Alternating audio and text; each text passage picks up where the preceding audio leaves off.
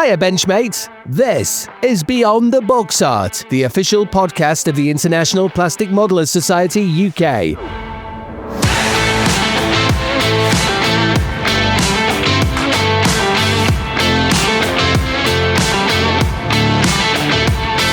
Welcome to this special episode for IPMS Scale ModelWorld at Telford, and we discuss the event with Paul Regan, Rich Middleton and Andy Brown.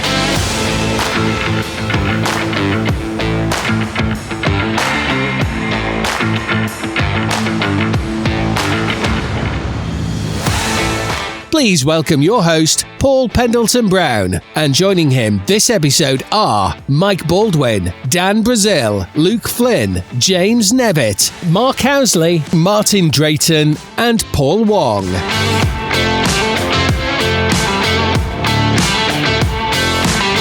Hi BenchMates, and welcome back to Beyond the Box Art, the official podcast of IPMS UK, where passion meets precision and the airbrush never sleeps. I'm Brownie, and in episode 13 we're bringing you another packed bench full of modelling stories, inside chat and inspiration from across the hobby. Joining me for this episode we have Wongy. Hello! Dan. Hello, BenchMates. Mark. Hello, guys. Martin. Good afternoon from Utah. Luke. Hello. And Boulders. Hello, all. Coming up in this episode, we have our normal roundup of what's on our benches and the stash inflation report. Plus, Precision by Passion is back with Andy from Jamscrew in Australia, talking about the upcoming 132nd Sea King. But our focus this episode is on the upcoming IPMS Scale ModelWorld at Telford, which, when this episode drops, is 2 days away. If you haven't finished your build yet, panic. Ah! As always, a massive thank you to our sponsors, Ammo by Nick Jimenez, Fishcom Model Company, and Face Hanger Resin Accessories that helping to keep the mic on, the coffee strong, and the plastic flowing. So grab your brew, clear space on your bench, and let's get into it. This is episode 13 of Beyond the Box Art, and it starts...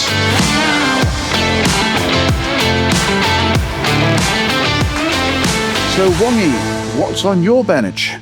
Brownie, I have worked like the clappers, northern term, on HMS Sheffield. So it's one of those things where, like I said last time, forget the instructions. The instructions only tell you where bits go. If you're going to paint it and mask it and try and save yourself a world of hurt, you have to do it in a different order. I will release that order. I've got Boulders nodding at me because he knows building his battleships. But I will release that order to Dr. Leo, who wrote in to us. I've not forgotten you, Dr. Leo, by the way, out there in Germany, name dropper. Actually, I've got a bit of a pain in my back. I wonder if he's one of those doctors. It's leaning over on the HMS Sheffield. But anyway, so yes, I've been working on HMS Sheffield. Is it lean, or you got a list? Oh my God, I've got a list.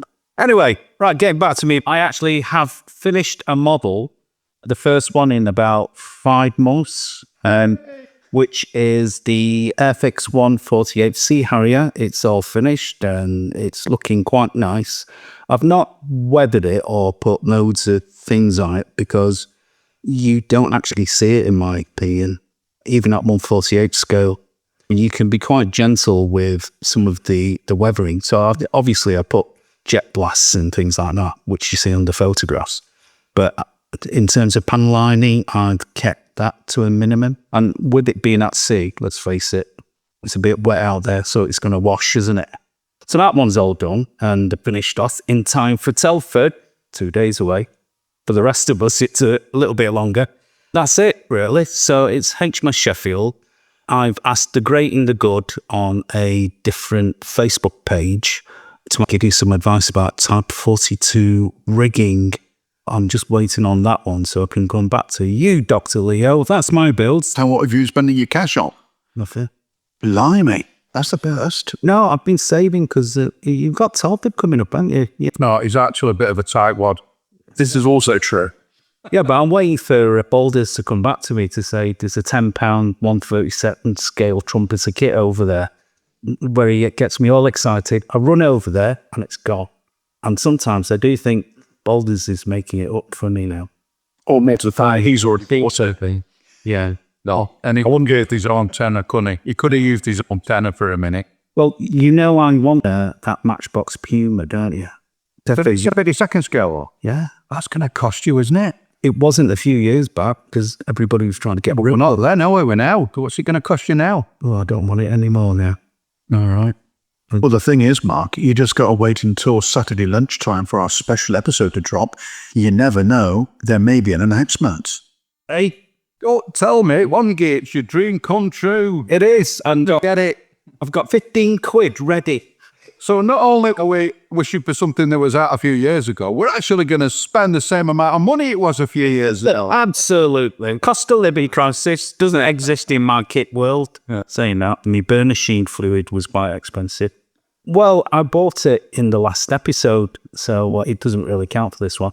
Fair enough. Apart from, I did use it, and it's quite scary, isn't it, when you first use burnishing stuff? Can I ask you something about that? Yeah, go on. If it says burnishing, but I was talking to Balders and he was telling me it was for etch, so you can put paint on it. I always understood burnishing was something that turned the colour of the etch to black or darkened it. It doesn't. And it wasn't used for an etchy primer. Not quite the same thing. So with this fluid from our good friends at Mead, it's still quite expensive in my book, but then again, I am tight. You pour it in, and I took Boulder's advice, which was you use a plastic container, pour the whole lot into the container, and then drop the whole sheet of photo etch into the container and weigh it down. So I applied. I've had it turn black. And that's a good thing. So you dip it in once, it turns black, and it's quite sooty. So you're taking out, and you have to be really careful with this, and you've got to wipe it down with non-link type cloth. I use a kitchen roll and gently just patted it until the soot came off. Because if you do that, it will just nick on each of the little bits of railing or wherever, and you'll end up bending it. So you got to treat it with kids. Dab, dab. That's the only way you can do it. And then once you've done the first pass, you dip it back in again. And that's the second one gives it a really good sort of colour, which isn't shiny brass. I'm just confused because as an armour builder, I used a burnishing fluid for doing tank huts, and I didn't know that anybody used it for anything else. What are you using it for? It's for the photo etch for the railings on HMS Sheffield. I dipped the whole sheet in. I did initially start using it with individual cut parts, but it was so fiddly and small, and basically you can't grip it to wipe it down. So I thought, right, I've chucked the rest of the sheet in. It was easier to manage that way, to put it all in, clean it, dip it in again, clean it, and then I thought, you know what, I may as well spray it while it's all on the fret, and that has been an absolute godsend. Don't cut the railings, put it onto the ship, and then spray it. Spray it before you do it. It makes a massive difference. You don't have to mask. Can you imagine masking behind it? Yes, so I've been using that, and it's been a terrifying experience. I didn't know what I was doing. I read the instructions. They didn't seem to work quite well, and then I magically went sooty. It worked brilliantly, and it takes the paint fantastic. I always understood there was a specific magic potion for doing that you painted onto your etch. So, it's this. You burnish it. I know you know what the chemical process is, but it keys the metal so that you can actually apply it. Yeah. I have the use you all. All right. How much is that one? 2p. Just waiting to see you face. I don't know, mate. Maybe a tenner. I have no idea. Right, Migs is far cheaper than the tenner. I don't know. I have no idea what it costs. I've had it for such a long time. The job is low. No, the best way to do it is have a container like an old takeaway tray, and just pour the lot in that, dip it in. When you finish with it, and I don't know if I'm doing this right or wrong, I poured the whole lot back into the bottle, left it there, and all the sediment settled down. So you can basically decant what you need, back into the chippy tray, and then the sediment, you can just rinse that out. If you use coffee filter papers and pour it in, it'll filter it all out and pour it back into. But he always tells you after you've done it. Because nobody asks, Matt. Everybody thinks of the cousin. Everybody thinks you're daft. No, we need bold investing. So there you go, Brownie. That's what I've been playing around with, being terrified by HMS Sheffield. So, Dan, what have you been building? I've been building a few things, but my bench has been commandeered by the 13-year-old living in my house. I'm very pleased about that, but somewhat frustrated in other respects. Something arrived the other day that he wanted, and it is from me, it's the Paul Atreides 1/16 figure from the Dune movies. It's actually a figure of Timothée Chalamet, the actor. They've obviously got permission to use his image. He saw it at the Lincoln show he went to, and decided that he wanted it. So I said, okay, let's get it bought for you. And he bought it with his own money. It's fantastic. The moulding in it is beautiful. The engineering of it, the way that they've done it with all the joints and everything is just absolutely fantastic. No glue. There's about 150 pre-painted parts that are on the sprues.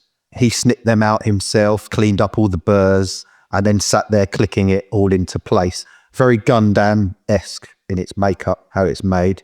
And this is the deluxe edition. So it come with a display stand and its own real fabric, but wired cape. And my son, as I said, he does all these posing with figures, the Spider-Man and all the Marvel stuff. And he can do that with this. So it just ticks every box.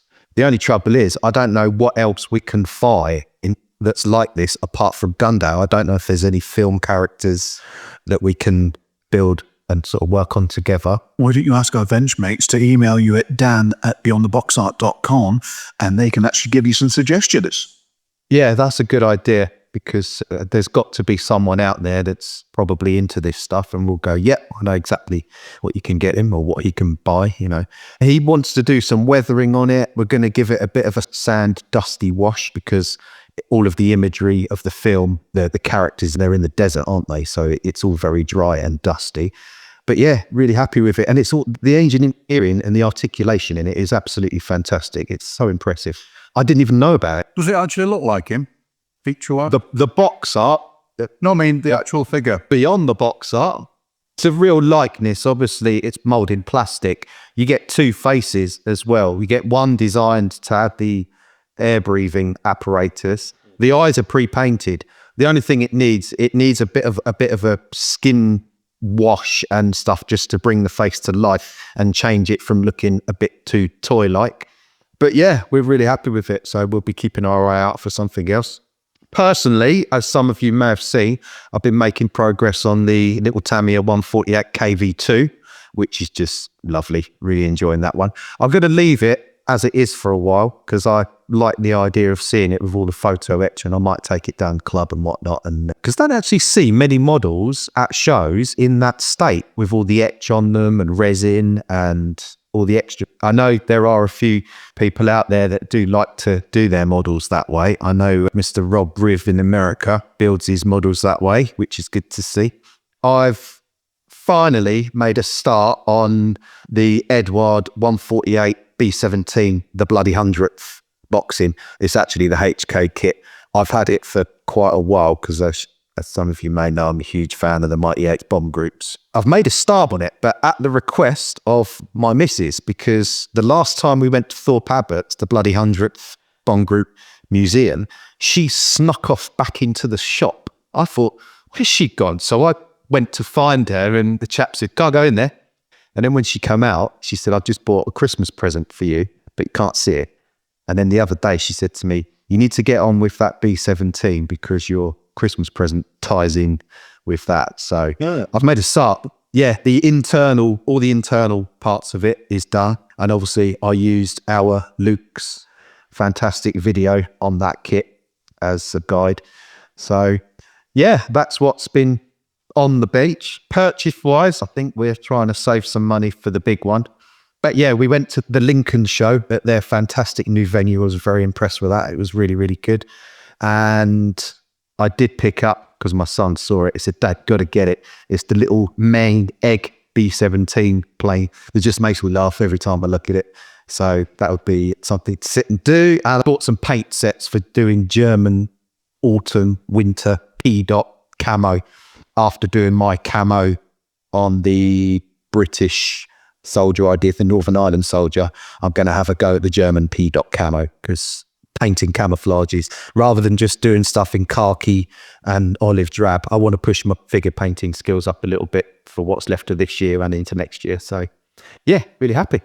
Mark, what you been up to, mate? Oh, nothing really. Nothing's changed for me. Still messing about with that Elise. Got nowhere with it. Work and other things have got in the way. Plus, I've just, when you hit a brick wall on summer, it has kind of happened a little bit. So, and then I've had a disaster. I've done nothing on the bench, but spending money-wise, I've had to buy a new lamp. So I've been on Amazon and bought like a super duper thing here. It is 3,500 lumens. Hang on, Matt. Isn't that MI6 quality? Absolutely. Yeah, well, for the cost, again, it was 160 odd quid. For a pipe bulb. For a year, and the only reason I did it is the one that had gone, I couldn't replace. The two that had gone, I couldn't replace the bulbs. So the bulbs in it are the fluorescent type of daylight, but they're a square with rounded corners, edges or whatever. And the only ones I can get are the fully circle ones now that just wouldn't fit in it. So I thought, they were losing it anyway, I'll just buy the bullet. I've done away with 3 lamps and I've got the one and it's fantastic. So even though it was a lot of money, I'm pleased with it. Dead worth it. Can you change the daylight hue? Yeah, I can take it down and stuff like that. Not figured out how to change from daylight to cool white to warm white. Apparently it does that, but I've not figured that one out yet. But you can bring it down in increments of 20%. It's pretty good, to be honest with you. I have never seen anything like it for brightness. It is amazing. It's made by a company called Neatfi, Neatfi. I think they're like a professional kind of thing, And the other thing I purchased is a little bag of weird hats. And this was something I was trying to do myself. Recently, like you, Dan, I've been messing about with my figure painting. And I have got quite a lot of washes, Valleos, and I tend to forget what result I get with each wash and what it does. These little heads quite neatly fit on top of the bottle. You paint them white and then you put the wash on and then you can line them up. You can see what each wash is. So for a bag of 50, I think it's like a 10 at eBay. Oh. And I put the little gremlins there, little, well, you can pick all sorts of stuff. That's been my put. On my bottles that are similar to that generic dropper bottle style, if it's solid paint, they've usually got, where they've been made, the caps, they've usually got a little divot in there. I paint the tops of them because I keep all my paints in a stacking tray system. Yeah, I do. But I would imagine the washes don't stay in there. Something else I do with the MRP, I will take a little piece of white plastic card and then I will spray it because it's quite different. They never dry, they say, when you look underneath. If I can pick anyone out, I've got hundreds and they're all done with the specific colours. It's weird what you think up to help your day along, but then don't make any models. But yeah, that's been my week. Martin, what have you got? I've just come back from a big show. Before I went, I was working on a North African desert diorama, and I'd done that old Tamiya LRDG Chevy truck, the 1974 one. Still a great kit. Did it with a few add-ons, an Italian Braider gun. There is a version that comes with that, but I couldn't find that, so I had to buy that separately. And the old SDK said 222 or 223. I've just got to do the base for that. I went away to this show, and it's in Europe for the BenchMates. I live in the US, but it's really hard to find lots of good resin figures or diorama stuff in the US. So when I was in Europe, I thought, right, I'm going to stock up. I was going to get 4 or 5 small buildings, bits of buildings and stuff like that. I went over to a company called RT Diorama, who make the most amazing buildings, and they do all the stuff I was after. But they had this church, they call the village church, and this thing is massive, but it's hugely impressive. It's about 18 inches tall. It's a beast. And I couldn't help it. I had to get it. So I've just got the one thing. They have all these little extras that make it look really cool come with it. So I kept going back to the stand as I realized I needed more stuff. Long story short, I ended up completely filling my suitcase. This thing is plaster and it weighs a ton. It's probably 50 pounds. I had to take all my clothes out. I had to put them in a little bag that I had to check. And the only thing in my case was this village church. And then when I got to the airport, I realized it was going to be hand luggage. I had 4 bags at this point. There was no way I was going to be traveling rush hour in Amsterdam with 4 bags on a bus and on a train. So I had to gate check the bag. I was pretty nervous putting this giant plaster building. When I got home, a few of the pieces have some breaks in them, but they're clean breaks. I've already fixed those up, repaired them, putty, and you can't actually see them now. I've started putting the thing together. I should be finishing off that diorama, but I can't put this thing down. I keep working on it. But as far as being on the bench, there is no room on my bench for anything else. This thing is so big. I'm going to have to build it on the floor, take it outside to airbrush it. It sounds like you've had a really good time. So hopefully in the next week or so, we'll be recording an interview with yourself and with Spencer Pollard, who also went across to Scale Model Challenge in Eindhoven. And we'll actually go into the show in more detail. But congratulations on the 4 medals. Well deserved. What was it you actually got them for? It was some old Land Rover. So I got a silver for the Land Rover. I got a silver for the AV8B Harrier, the True Lies one. And I took my first bust and I got a silver for that. And then I got a bronze for the diorama, which was Wasted Lives, it was called. So you got a silver for a Harrier. How many aircraft do you normally build? Since I've been back, this is probably number 3. So it's 3 over the last 40 years. Yeah. Oh, that's not bad going. On average, how long does it take to build these? Most of my dioramas take about a month. Because of the work I do, I'm a flight attendant. When I'm home, I'm totally home. So I build all day. It makes things go pretty quickly. I don't have a problem with sitting for 8 hours of building. The Harrier didn't take very long. I did one previously for a friend, and of course, I was kind of in the groove. I had everything set up, so I just blasted through it, and it took a few days. So you did a Luke and did it quite quickly then? Yeah. Fantastic. So what is the church going to be used in the diorama for then? So going back to the figures that you can get overseas, there's a company called Dynamo Models, and they're a French company that do the most amazing 3D printed figures. I did see a review of their paratroopers. So I went and had a look at those. I ended up buying 9 of those. So the whole scene is going to be 101st Airborne just coming past this church. In the back of the church, because it's double-sided, there's going to be a knocked out Panzer IV. And I've got my first ever interior kit that I bought. So I'm going to have that blown apart inside. Then around the front, I'll have a load of French villagers welcoming the liberators. So that's the rough idea so far. There'll be a few other bits in it. And what sort of timescale are we looking at for this project then? I'm not going to rush it because the more I get involved with it, the more I can see things that I can add. If I had the front doors of the church open, you could see right through the church. But that does mean I'll have to put lots of detail in there, which I will do. So I'm thinking of Scott Gentry has a show in the summer, in June usually, Rocky Mountain Hobby Expo. So that's my rough date. Because given the size of this beast, I can't take it away. I've got layers to work on. But just thinking that, how on earth are you going to transport it? You're not going to put that on carry-on package, are you? No, it survived one trip on a plane. I think it's getting a second. What sort of size footprint is it going to be? The church itself is about the size of a placemat. Like if you had a placemat for a meal, it would be about 14 inches by about 12. It's quite big, and that's just a footprint of the church. I've got to put it on a base. I was going to say, what sort of base are you planning? I didn't realize they do 2 versions of it, and I thought I had got the one without the base, because that's what I wanted, but the base is in there would explain the weight, because the base is about 1 inch thick, and it's huge. So I don't think I'm going to use that base. It doesn't have space where I want space. So besides, if I put it on that base, I'll never lift the bloody thing. As for what I bought with that, and the bits with it, I bought those figures.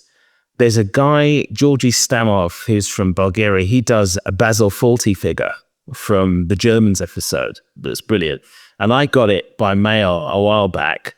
I don't know how. He saw me at the show and was like, "Oh, Andy Models, come over here." We took selfies and he said, "Oh, I have a present for you." He gave me a 75mm skeleton kit and it's completely posable. I might be using that with something in the future. Other than that, I got a few bits and pieces, accessories for dioramas and stuff. But the church was pretty major. Yeah. It sounds it. So is it just one building, or do you have an east wing? Because, it'd be the only building with the east wing, and then East wing. No, it's just the one building. Yeah. oh, that's as political as we're going to get.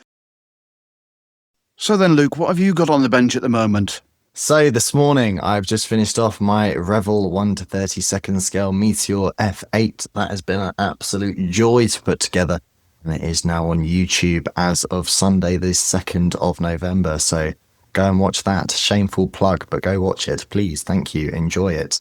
Anyway, now I am trying to crack back on with my Qatari K4 because that has been on hold while that big beast has been on the bench.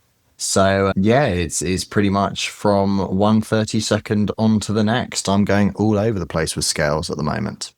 So where can people find the video of the Meteor then, Luke? On my YouTube channel, Mac Models.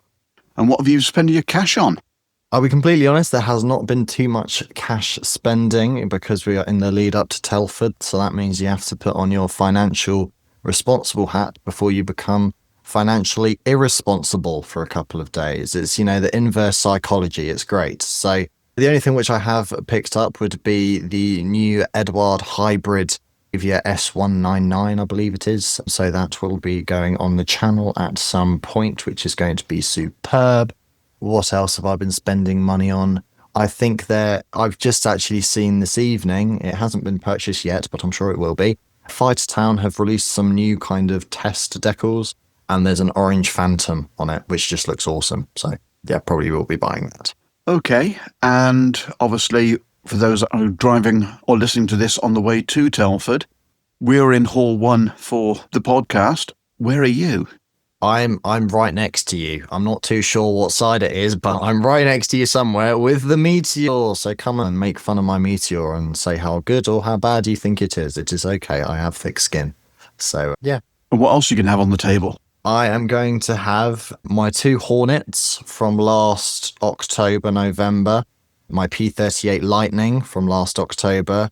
More this year would be the UMA Harrier, which has been a very well-received model. The Airfix Wessex, the 2 MiG-21s in 72nd scale from Edward, my ME-262. There's going to be all sorts of bits and bobs around. A couple of the favourites from the channel, but also some of my personal favourites. So there will be a nice variety of models for you to have a look at. Cool. And can people get any merch from the pod? I have lots of stickers for which I do not want to bring back, so feel free to take as many take one sticker initially and then maybe do a circle back and you can take another one. In terms of everything else, unfortunately, I don't have any of my mugs ready to come along with me purely because of printing issues. However, if you come and find me and you would like a mug, I'm more than happy to sort out getting a mug to you. And that is my only bit of merch for this year, unfortunately. But there are stickers, so come get stickers. We'll have stickers for the podcast on our stand as well. And also we will have some Scale ModelWorld and Beyond the Box Art mugs available as well, as long as they arrive in time. Bizarre. Okay, then, moving on. Boulders, what's on your bench? Same thing that's been on for the last possibly 3 episodes, which is the 1/350th King George V battleship. I've took the plunge. I've done it on a seascape, so that's just currently drying. I had to take a trip to a famous DIY store to see if there are any scrap pieces of wood and come away with a full sheet of 8x4 MDF cut into 1-foot sections and walked out happy as Larry. It's currently glued down onto a base. The form's been fully secured. I've used a full tub of filler, so this base is going to weigh an absolute ton. Over the weekend, I will be tinfoiling it and then going over some PVA glue ready to spray it. So the ship is together, but it's not glued because I'm still deciding on what pose I want it to be in, whether it's guns turned, ready for action. And I am messing about. I bought some photo etch. So I bought Edward's Royal Navy railings in 1/350th and 2 sets of Royal Navy gun crew. They are coloured, self-adhesive, so I just fold them in half and then pose them so it gives a better scene. And then I've decided to build another one to try and get that one done for Telford. That is a 1350 USS Lexington aircraft carrier. That is a big one. That is 773 millimeters long. So that is going to be on a 1.2 meter base. If I can get the base done. Yeah, Wonga, it's massive. It's a lot easier because the scheme that she's in is basically, it's a two-tone. It's medium sea blue with dark sea blue painted carrier deck. The beautiful thing about them is it comes with an air wing. So it comes with 4 Wildcats, 4 Dauntlesses and 6 Devastators. And the beautiful thing about these are they're not in clear. Right. So the canopy is completely separate. So I can glue them. The propellers are in black. So I realistically don't have to do anything regarding that. And so's the undercarriage. So they should go together really quick. And you can do them in wing fold and none. Which manufacturer was this again? It's Trumpeter. Oh, Trumpeter. They make lots of little planes, don't they? They do, but they're generally clear. Yeah. And that generally puts me off painting them. I think that's the way they should be going forward, where the fuselage is in plastic injection molded and the canopies are in clear, and that you're able to build them. It's not been the easiest of builds so far because the kit comes as either a waterline or a full hull. I've got it as a full hull. There are braces on the inside. Now the braces are wider than what the bottom hull is.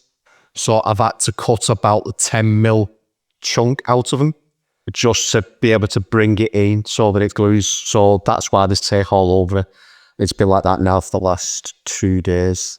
All of the sub-assemblies are done, so it's legs. They just got to be absolute hash dash, spray it all, glue it all together, and then most of the time it's going to be spent on the base. So yeah, King George fits on a 1 meter base, 1 meter by 300. And the other one is going to be on a 1.2 meter base by 300. So yeah, going to be big. I think we're going to need a bigger table. Well, the reason I've done it is because of the conversation that me and you had one day. That obviously we've got 18-footer table and it's just be able to cover it. One day, when I finish HMS Sheffield in 1350th, Which I hope is for Telford. yeah, well, I hope so too, because I am getting quite anxious, like a lot of you, in terms of trying to get things finished for Telford. So yeah, that's what's on the bench and that's what I bought. I bought some ancillaries like Mod Podge and PVA glue, the filler, which I'm going to have to buy that one. I'm going to have to buy another tub of filler. I've not put a thick coat on it because I've actually carved out the form so that the shift actually sits on the wood base. So that'll be secured. That's all I've got on at the bench at the moment. Watch this space because I think I'm going to knock aircraft on the head for a while. Are you starting to enjoy your boating stuff a lot? I am, yes. I'm now seem to be going into the ships. Yeah, ships, yeah. So I'm after... It's got Tiny, organ up that one, eh? that was given to him. Was it? Yeah, it was given to him by one of the club members. Oh. Yes, this was given to me by one of our very kind club members. We were at the Lincoln show, and I think all of our listeners know that I had my heart set on building my first ship as doing a Yamato in 1350th. There was a Tirpitz on the table at Lincoln show. I had a look at it, and it's massive. And the Yamato's even bigger. And I thought, eyes bigger than your belly there, Danny. Chatting to our club shipbuilder, Steve, he said to me, I've got something you can get started on. He said, you can have it. So I'm going to have to go at the 1/700 scale USS Ticonderoga CV-14. And it comes with those little clear aircraft that you were talking about, Boulders. That's not a bad scheme because that'll be pretty easy to do. That razzle-dazzle scheme with masking tape. So I would do your white first and then mask off your white areas, then spray the medium colour, mask that off, and then do the darker colour. You always paint the lightest colour on first. Got it. The ship. I understand. Right. Looks like Jordan. It does. Looks like a good one. I've just gone for a plain Jane on this. Because it's easy. It's just blue. The thing is, though, they didn't go for the razzle dazzle in the Lexington for some reason. It didn't last long. Her and the Hornets. Which was the one that was all blue? Then was that the Horny? So, she's pretty much just one colour. Which one? The Horny? No, this is the Lexington. Oh, the Lexington. So, let's say she's one colour, and then the deck is like a blue, because they decided to paint him sea blue because it made him difficult to be seen. As where the Japanese in the Second World War still had them decks, so they were able to spot him a mile away. That's why they lost Paul Carriers in Midway, because they were spotting him easier. I think there were other mistakes made as well. Well, there was Paul Cracking their radio code was one of them. Well, yeah. That helps. I would have thought landing on the blue carrier deck was much funny. Yeah. Where are you? Could you put the lights on? Yeah. Please. Oh, I don't know. Thanks, that's all for me. Oh, hey, Brownie. I think we may as well have a shipping forecast from now on. Yes, we're just thinking exactly that. I never thought in my modelling hobby life I would ever consider building a ship. So there you go. There you go. But it went through quite a few refits and uses. I tend to choose a subject that I don't know anything about. For example, that little KV2 tank. I'd find that if I buy a model of it and start building it, I understand more about it. I do some research, and it's almost a tool for research as well as the hobby. This is just something to get me started. I was going to say that KV2, you read up about one of those held off like a German division for days because they couldn't knock the thing out. They hit it 140 times and the crew ended up walking away when they ran out of ammo. Yeah, finally. You were saying about the ship, Builders? So Ticonderoga was laid down in 1st of February 43, launched on the 7th of February 44. She was commissioned 8th of May 44, and then she was decommissioned on the 1st of September 73. She went through 2 refits. It lasted a while then. So she worked the jet age as well then. You know. She did, yeah. So she would have been at that. Yeah, and and stuff. Was because there's Crusaders on the deck. I think I remember seeing Vietnam era jets with that name on the side. That's why I asked. Yeah. Crusaders. I know that name has been used on other vessels as well, which in my generic search engine, as we all do, well, that ain't it. That's not the kit I've got. That was the Ticonderoga class, Dan. She was a missile cruiser. Every day's a school day, mate. I need to learn about ship classes as well. It is so silly in our hobby that people separate themselves and laugh at other bits of it, like airplane guys and armor guys and ship guys and train guys and car guys. It's so silly. Yeah. I've always said I just build what I like the look of and want in the kit. Well, I've always said I'm a modeler first and an enthusiast second. So I just like the building and the painting and all that kind of stuff. My actual factual knowledge on the hardware is pretty pants, to be honest with you. Yeah. I've had about a 3 or 4 year education on B-17s and heavy bombers. I really didn't know much about them at all. For me, it's about reading the personal stories. I'm reading the navigator from the 100th Bomb Group, Harry Crosby. I'm reading his autobiography at the moment. I bought it from eBay because it's been quite hard to get for a few years because I haven't done a reprint of it. Yeah. I bought it from one of these places that sells millions of books. Yeah. The books by any chance? Yeah, that's it. And it didn't have a picture of it in the description. And when it turned up, it's the first edition of it. Wow. I paid a $5 for it, and it's probably worth 5 times that because a lot of people want it. But anyway, getting back to the stories, for me, when you read the stories about what people went through, whether they're on a ship, in an aircraft, in a tank, even if they're in a racing car, if you can associate the story with something that you're building and the knowledge, it's such a lovely, lovely hobby for that. Dan, just on that World of Books, about 10 years ago, I bought A Bridge Too Far off World of Books. And it was the first edition. It was signed by Cornelius Ryan. And the inside of the book. And I paid $3.99 for it. And yeah, it's probably worth a few £100 now. It's great, isn't it? Because you never, a lottery. You don't know what's going to turn up. Exactly. Just Harry Crosby's book is called A Wing and a Prayer. I got it in audio. Yeah, I've taken the dust jacket off because obviously it's the first edition to effect pristine. It's just amazing. Some of the moments in it, it gets a bit dusty behind the glasses, I have to say. I think there's another one called The Bloody 100. That's pretty good as well. Yeah, I'm getting quite a collection of them now. There's John Luckadoo's one, which is really good. Unfortunately, Rosie Rosenthal, who was also one of the famous guys from the 100th Bomber Group, never did an autobiography, but he's mentioned a lot in here. And he, of course, after the war, went on and carried on his career at a law school, and he actually ended up asking the question at the Nuremberg trials. Can you imagine that? Do you want cutting-edge detail for your kits? Then take a look at Phase Hanger Resin Accessories, run by USAF veteran Mike Reeves. With real-world aircraft experience as a crew chief, Mike knows exactly where accuracy counts. And today, he's bringing that knowledge to life with precision 3D printed parts. From seamless intakes and nozzles to dropped flaps, pods, pylons, and cockpit upgrades, Phase Hanger's prints capture the crisp edges and fine detail that limitations in injection molding just can't reproduce. From 1/72nd to 1/32nd scale, you'll find add-ons from Cold War classics to the latest frontline jets with frequent new additions to the product range. Every piece is designed by modelers, for modelers, and faithfully reproduced on state-of-the-art printers and shipped worldwide, and are ready to drop straight into your next build. With additions to the product line landing all the time, there's always something fresh to elevate your next build.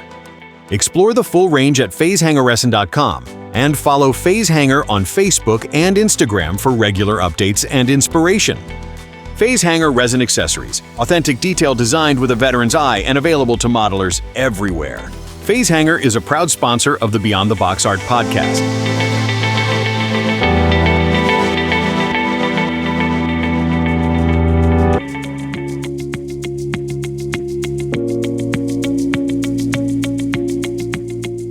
Behind every aftermarket innovation is someone who truly understands modelers. Precision by Passion celebrates those who don't just supply the detail, they are the detail.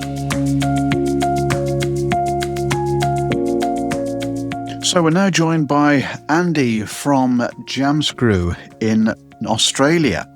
Andy, good morning, good afternoon, good evening. How are you doing?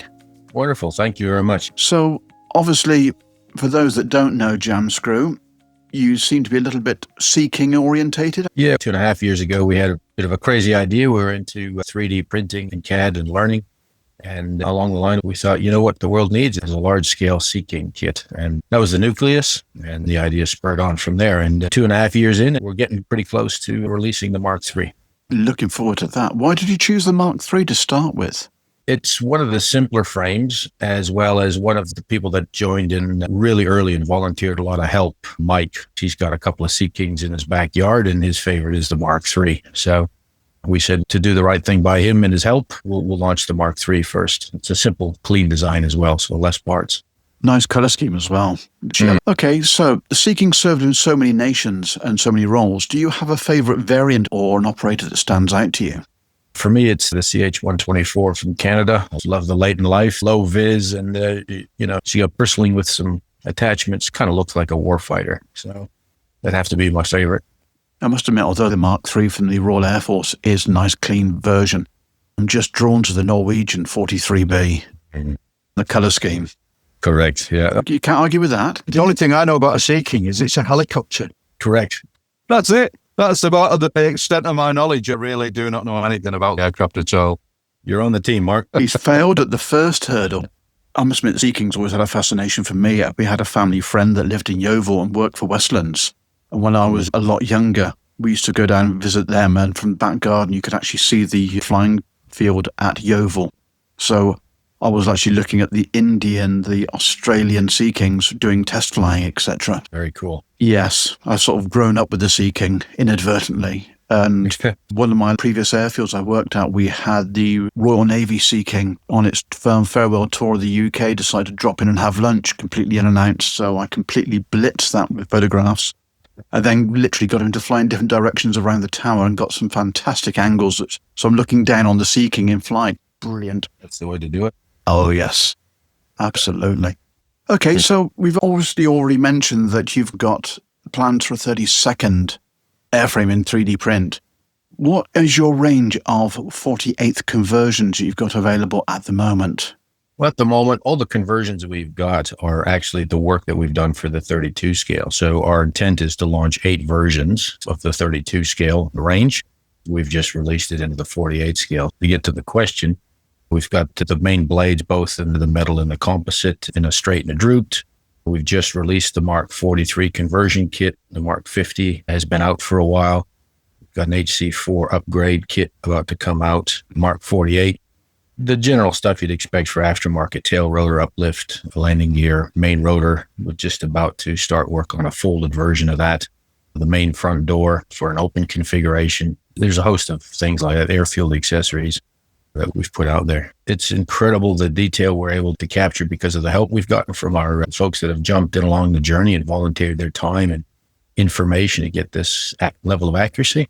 Everything that we've done for the 32 scale that seems to have a place in the 148 scale, we've decided to release it. Can I just ask what kind of dimensions that would be in 32nd scale? Yeah, so look at that sucker. That's probably going to be about 450 mil, roughly, nose to tail. Couldn't tell you what the rotor disc would end up being. So she's not a small 32 scale. Pretty much. Yeah. So yeah, it's quite good at the scale. We've drawn most things in 1-to-1 scale. We've printed some 1-to-10 scale parts as promotional stuff. We've got the collective and cyclic. We've done it as a bit of a gimmick at 1-to-1 scale and sent some of that stuff around to some of the guys that have a history with the Sea King. It's about a community for us. It's a business, but it's a community. Right. The 43B, you said you'd actually done a set, and I must admit I've actually ordered one for myself because I just can't leave that version alone. But the stretcher, etc., you've got to go inside. Is there any other details, or have you got any detailed interior photographs for the firm Norwegian? Because I'm struggling desperately to find any detailed shots inside. We certainly have spent a lot of time browsing the web. That's our main resource. We've met a lot of people along the way who have the same passion for the Sea King. We've got a group that I've called the Fearsome Five up in Germany. They're avid modelers, and they've done a lot of work with our product to really give it a dry run. And one of them, also in the military, but he's an avid photographer, and he was recently up there, and he's captured some photos. We've got a lot of inside and outside on the 43 as well, whether it's the B or earlier. I'm assuming, knowing, obviously with your knowledge, what books would you recommend for people? The Sea King must-have books. Yeah, I guess the books, there's a whole range. That was one of the first things we did, is try and find and buy everything.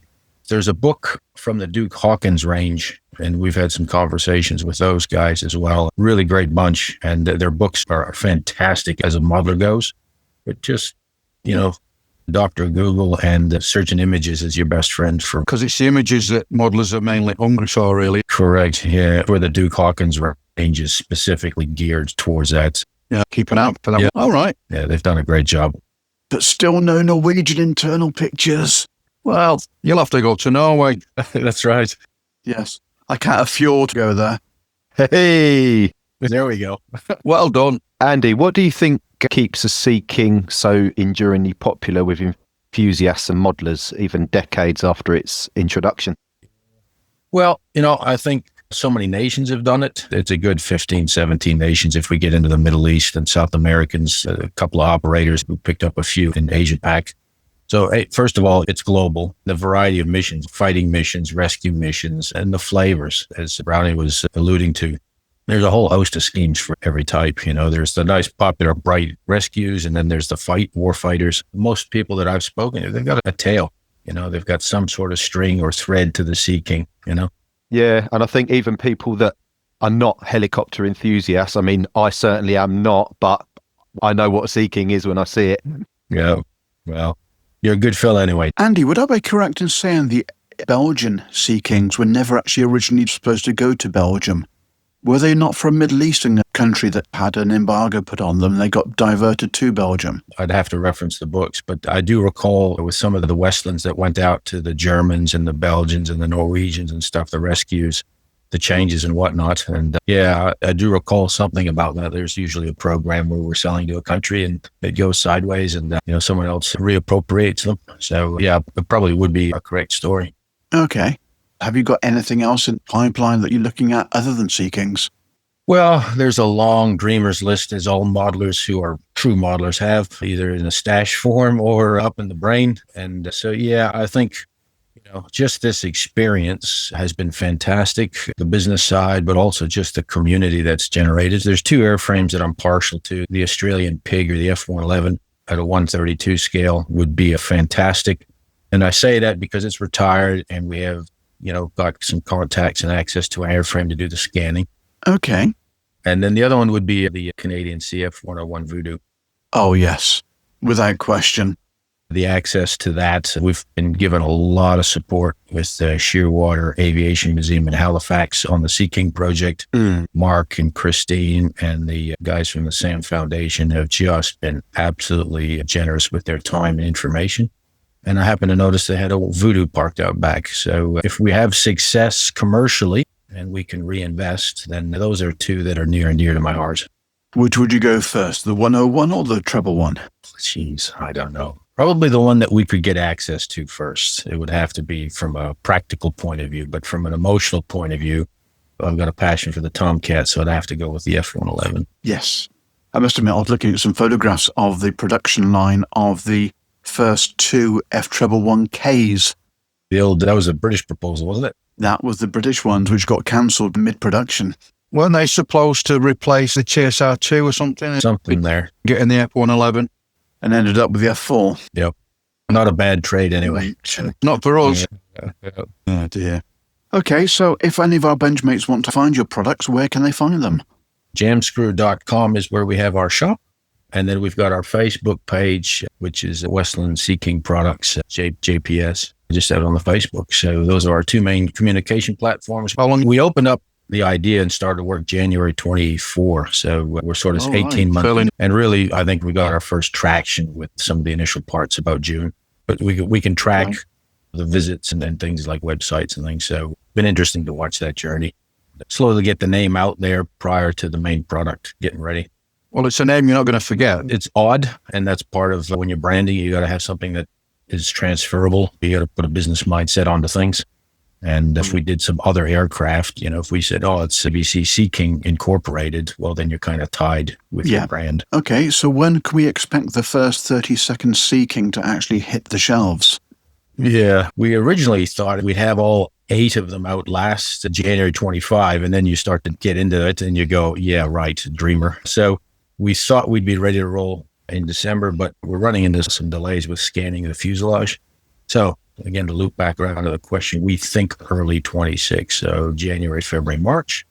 We've got a release idea to also make sure we're testing and creating a quality product. So we're going to do the Mark III, probably followed shortly with the HC4 and SH3s, and then we'll hit the 48, 43, 50, 41, and 124. How many sections are you doing the fuselage? Well, we've looked at how Hasegawa has done it. We've looked at how Airfix have done it. So we probably think it's going to be a 3-piece because of the boat hull. That seemed to be a smart way to divide it. We may end up with a left and right half. We'll see where the minimum seams are in hiding. That's always the bane of any modeler, is the bloody seams in the middle and sanding. Well, I would have thought the limitations of 3D printing would have... The reason we're not pursuing injection molding is cost of initial setup, but also the raised rivets. So this is the advantage of the accuracy, is we're doing things. And, we have a friend that's joined us from Sikorsky. George was a customer, and we sent him some large scale wheels. He was absolutely blown away. He's working on these parts, and he said, this looks like the real thing. You've even got the text on the rim about inflation, PSI and whatnot. You've captured all of that accurately. So, 48 scale, you can't see that, but it's there. Well, Luke's joined us. He's built a couple of the Airfix ones for videos for his channel. There he is. Hey, Luke. I am around. I just didn't want to interject. Hello, it's great to meet you. Yeah, I've done a few Sea Kings in my time. From your builds of the Airfix, is there anything that we need to be looking at for the 32nd that's going to be something we need to zone in on? I think, as you highlighted, kind of a 3-piece or a singular piece hull is a pretty nifty idea. That works well, to be completely honest. Whenever I make them, I can't even get one down. Oh my goodness, I've got one here. One I prepared earlier. There we go. Hey, I think the Airfix one, it's pretty good in terms of design methodology. I think the only issue that always stands out to me on this one is your kind of front section up here. It's just an absolute dog on this kit. So if you can just kind of copy Airfix and sort that bit out, you're onto a winner, to be 100%. honest. Yeah, well, that's great advice. And we appreciate you sharing that, Luke, because again, No, we're all builders and we all have different challenges and we see different things. And it's great to be able to get that advice to try and incorporate. Yeah. Oh, okay. And how are you planning to do the perspex? Well, you've hit on an interesting subject. Any number of questions. First, finding people that can help us with this sort of thing. But I think we'll probably do a low yield injection molded. The other thing we have to pay homage to is what are people used to? Yeah. It's all well and good to get experimental, but if we're going to ask people to spend a lot of their hard-earned cash, we got to also, and when you open up an aircraft model kit, you expect that clear frame. So, yeah, that's probably what we'll do is we'll probably get a 500 or 1,000 piece mold done. They do these now, I believe, with 3D printing as well. Yeah. And that's quite economical for us to fund the startup on that. Like, obviously, you've got so many different window variations for the Sea King as well, with the bulges on either side, etc. So you're going to have to do a sprue basically with every variation you can think of. 100%. And that's where, knowing we want to do the 8 and, again, the documentation, we kind of, okay, there's probably 3 generic window configurations, maybe with some oddities. And again, both Hasegawa and Airfix have done a pretty respectable job of trying to do that. So we've probably looked at them for inspiration and said, okay, well, what are the different flavors, and just put it all in one sprue. Who are you going to go to for your decals? There's an organization just north of Sydney called Ronin Graphics. We've been a customer, and we got put in touch with them through somebody else. Steve there, a great fellow, was really helpful. He's been running the business for a really long time, and he's been helping us. He's agreed to do the kit decals and his instruction sheet. We've just recently added his 48 scale mask set onto the website, and the work he puts in, the instructions, just fantastic product. And he's been very good to us with the quoting of that. So we're really excited to get to work with him. Okay. It sounds like you've actually got it pretty well sewn up. So, Andy, obviously, our modelers over in Europe haven't had much exposure to your products yet. We've got Telford coming up very shortly. Any chance you could send a demo piece across before the main 30-second release so people can actually have a look at the products and get a feel for the quality? I think that's a great idea. Immediately when you were talking about it, got some ideas. Okay then, guys. Well, Andy, thank you very much for your time. Andy, thank you for your time, and thank you for getting up so early. I know it's just gone 5 a.m. over there. My pleasure, guys. Really pleasure to meet you all, and I appreciate you guys having us out here and being able to talk a little bit about the project. It's a fantastic thing, and it's really become a community of modelers, which is what the hobby's all about. It's fantastic. Our pleasure, my friend. And when the first kit is ready to be released, if you want to jump back on and we'll talk about a little more in detail the actual first release, you're more than welcome. We'll take you up on that offer. Thank you.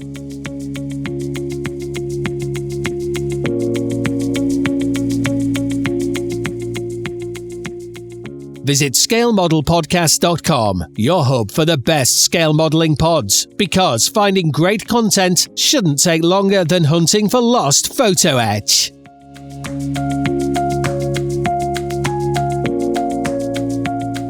Fishcop Models, elevating scale modeling to an art form.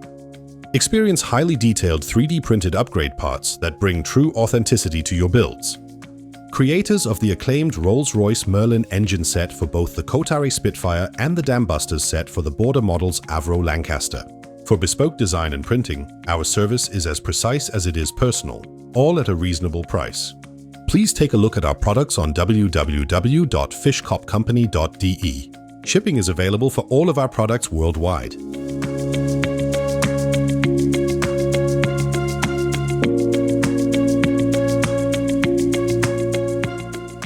Brace yourselves. It's the Stash Inflation Report, the segment where wallet sweep, self-control collapses, and new releases thunder in like a tsunami of temptation. Right then, benchmates, it's Boulders here, strapping in for another sky-high edition of the Stash Inflation Report. This week we've got a cracking lineup of new releases that span everything from the Cold War jet power to interwar elegance in the aviation sector, and even some resin rarities that you'll want to grab fast. Let's start with Kinetic, who are keeping their foot firmly on the throttle. They have just announced F-16C Aggressor/Adversary Vipers, part of their upgraded Gold Series lineup. These kits feature new parts and decals designed by Bullseye and Fightertown, covering markings for both US Air Force and US Navy adversary schemes. Those aggressors play a vital role in the real-world training of flying in enemy camouflage and to simulate hostile aircraft and sharpen the skills of frontline fighter pilots. So if you ever wanted to build a jet in a wild splinter or desert scheme, this one's going to be right up your alley. And that's not all from Kinetic. They're also turning their attention to the Israeli Air Force, with 3 IDF/AF Viper variants expected to be around Christmas 2025. So we've got the F-16I Super, the twin-seat strike variant built for long-range missions, the F-16D Block 40, a backbone of the Israeli air power during the 1990s, and the F-16C Block 40, bringing that classic Barak look to your display case. All 3 continue Kinetic's Goal Series theme of high accuracy and fine detail, ideal for anyone wanting to recreate Israel's modern jets in action. Now Micromere, never a brand to follow a crowd, are back at it with another delightfully unusual subject, the Westland Pterodactyl 5 in 48 scale. For those unfamiliar, the Pterodactyl was a 1930s British experimental tailless aircraft, one of the earliest attempts at a flying wing. It's a wonderful oddball subject and absolutely classic Micromere territory.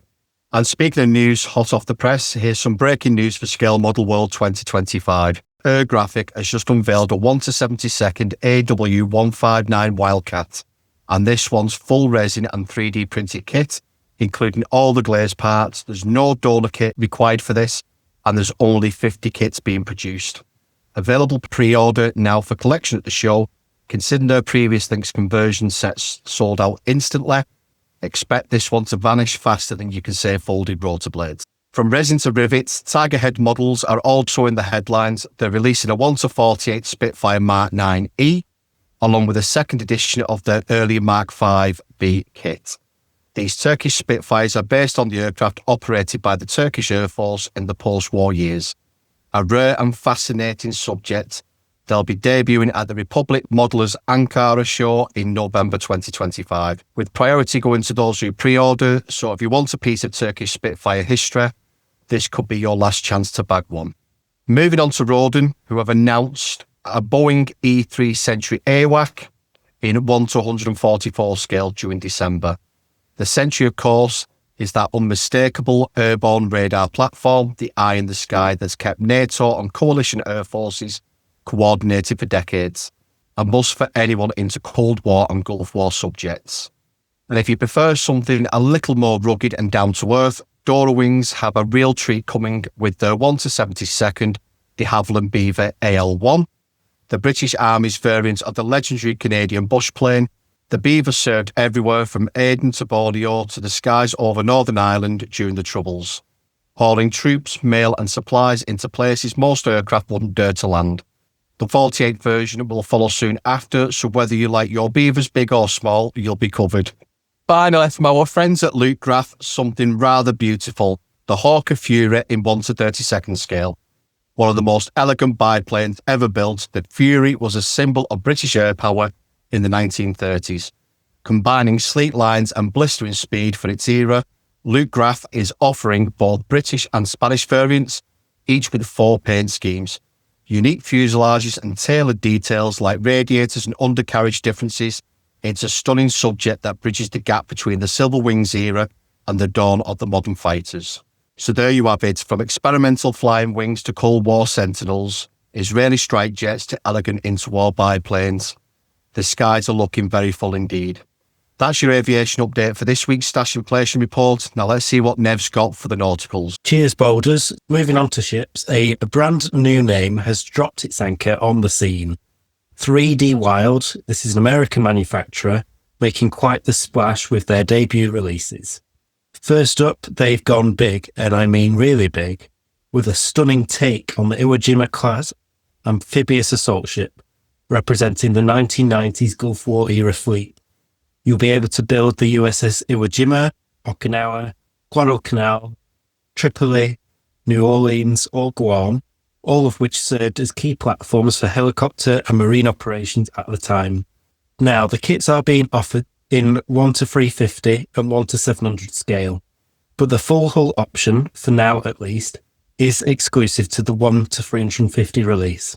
Expect a price tag of around $288 if you buy direct from 3D Wild, with a rather tempting deck vehicle set also available. Expect cranes, forklifts, push tugs and more for an additional $50. It's a serious investment that will bring modern amphibious power to your display shelf. And if that wasn't enough to get your shipyard humming, 3D Wild has also turned its printers to history's first combat submarine, the CSS Hunley from 1864, the Confederate sub that made history as the first to sink an enemy warship. This one's available in 1 to 350, 1 to 200, 1 to 144, and 1 to 72. And that last one is going to be particularly special. The 72nd scale kit features a fully detailed interior with a removable side panel, making it a dream for scratch builders and diorama fans alike. At the other end of the spectrum, the 1 to 350 version comes in as a 2-pack, because let's face it, at that size, you'll probably lose one to the carpet monster before you get it painted. For European builders, good news. 3D Wild has partnered with Model Fun Shipyard in Italy, so you can save on shipping and customs headaches. The 72nd scale kit comes in at a very reasonable $40, which for such an innovative design is a real bargain beneath the waves. So whether your stash is docked in the 19th century or ready for Gulf War operations, 3D Wild has you covered. And by the looks of it, this is a new manufacturer that's already making waves. And now over to Dan, making landfall with the AFVs. Thanks, Nevs. Here's what's new and shiny in the world of armour and history. First up, something that carried words instead of weapons. Mini-Art have released the KFZ2 Type 170VK, a compact German communications car that was absolutely vital for maintaining command and control areas across the battlefield. Based on the pre-Mercedes-Benz 170VK chassis, these vehicles were the lifeline between field HQs and front-line units, especially in fast-moving blitzkrieg operations. Reliable, adaptable, and often found bouncing through mud or snow with aerials bristling, they gave the Wehrmacht a crucial communications edge. This new Mini-Art kit captures that perfectly. Full interior and radio gear, a detailed engine, crisp photo etch, a sharp decal sheet to finish it off. Whether you're building a North African dispatch scene or a frozen Eastern Front diorama, it's a cracking release. Keeping the historical balance, we've got the US 101st Airborne Screaming Eagles Normandy 1944 Special Edition. Now, the Screaming Eagles hardly need an introduction. Dropping into Normandy in the early hours of D-Day, they fought their way through confusion, chaos, and fierce resistance to seize causeways and cut off German reinforcements. Mini-Art Special Edition gives us 5 figures, US paratroopers and German opponents, in superbly animated poses, complete with the correct late war webbing, M42 jump smocks, and plenty of attitude. Perfect for pairing with a Normandy hedgerow, wrecked half-track, or even a certain Band of Brothers style vignette. Next, a very British debut, and an exciting one. Inside the Armour 3, or ITA 3, have launched their very first figure sets sculpted by none other than Sergei Alenko, a name many of you will recognise from his incredible work with top miniature brands. These 135th Cold War British armoured crewmen are wearing the distinctive middle parka, that long quilted coat beloved by tankers from the 1950s through to the 70s. These lads look perfect alongside a Centurion, a Chieftain, a Stalwart, or even a Land Rover. They'll make their first appearance at IPMS Scale ModelWorld 2025 in Telford, so if you're heading there, stop by ITA 3's stand, have a word with Chris, and maybe grab a pre-release pair before they hit the website. Now for something absolutely massive, even in 1/72nd scale. Acom's new M911 Seahet with M747 trailer and M60A1 tank with ERA is one of those clearsome bench space first kits. The real M911 heavy equipment transporter was the muscle behind the US Army logistics during the Cold War, capable of hauling 60-ton tanks across continents. Pairing it with an M60A1 covered in explosive reactive armour makes this limited edition set a mini epic in its own right. Expect crisp moulding, clear parts, photo etch, and Tacom's usual Lincoln length tracks for that perfect mix of detail and sanity. Small scale, big presence. And finally, from war zones to crime waves, ICM's Ford Model A gangster car. Step back to 1930s America, Prohibition, the Great Depression, and a certain tendency for bank doors to be opened with a bit of lead persuasion. The Ford Model A became the go-to getaway car for everyone from John Dillinger to Bonnie and Clyde. Cheap, quick, and easy to modify. ICM's kit nails the atmosphere. Full interior, detailed engine, period weapons like Tommy guns and M1911s, and even decals for bullet holes and shattered glass. It's less Weekend at the Bench and more Public Enemy #1, a brilliant blend of history and storytelling in plastic form. So there you have it. From Cold War Parkers to classic gangsters, it's a stash that spans continents and decades. Hi, it's Brownie here, just jumping in with a quick correction from our last episode. We mentioned that the Wingsy Kit's D3A Val was still at the design stage. In fact, it's already moved into full production, so expect to see it hitting the market much sooner than we originally thought. And this is most definitely going to be the definitive Val, replacing the Hasegawa offering from the 90s.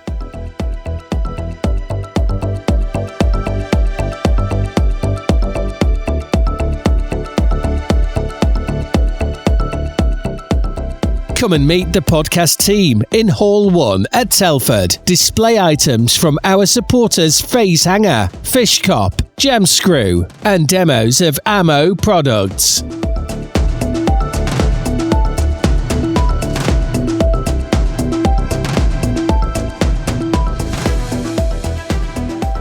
We are joined by the elite from IPMS UK. We have Paul Regan, President, for a return visit from episode 4. Welcome back, Paul. Thank you. Nice to be here again, guys. We're also joined by Rich Middleton, Scale ModelWorld Show Manager and Vice President. What I want to know is how much vice is there in IPMS? That's another question entirely. And you also have Andy Brown, the Competition Secretary. Good evening. So hopefully we will be able to answer all the questions we have for the show and a little bit more. So we'll dive in with the first question. So reference planning for the show. Can you give us an idea of how far in advance planning for Scale ModelWorld begins and what the biggest logistical challenges are if bringing all of it together each year?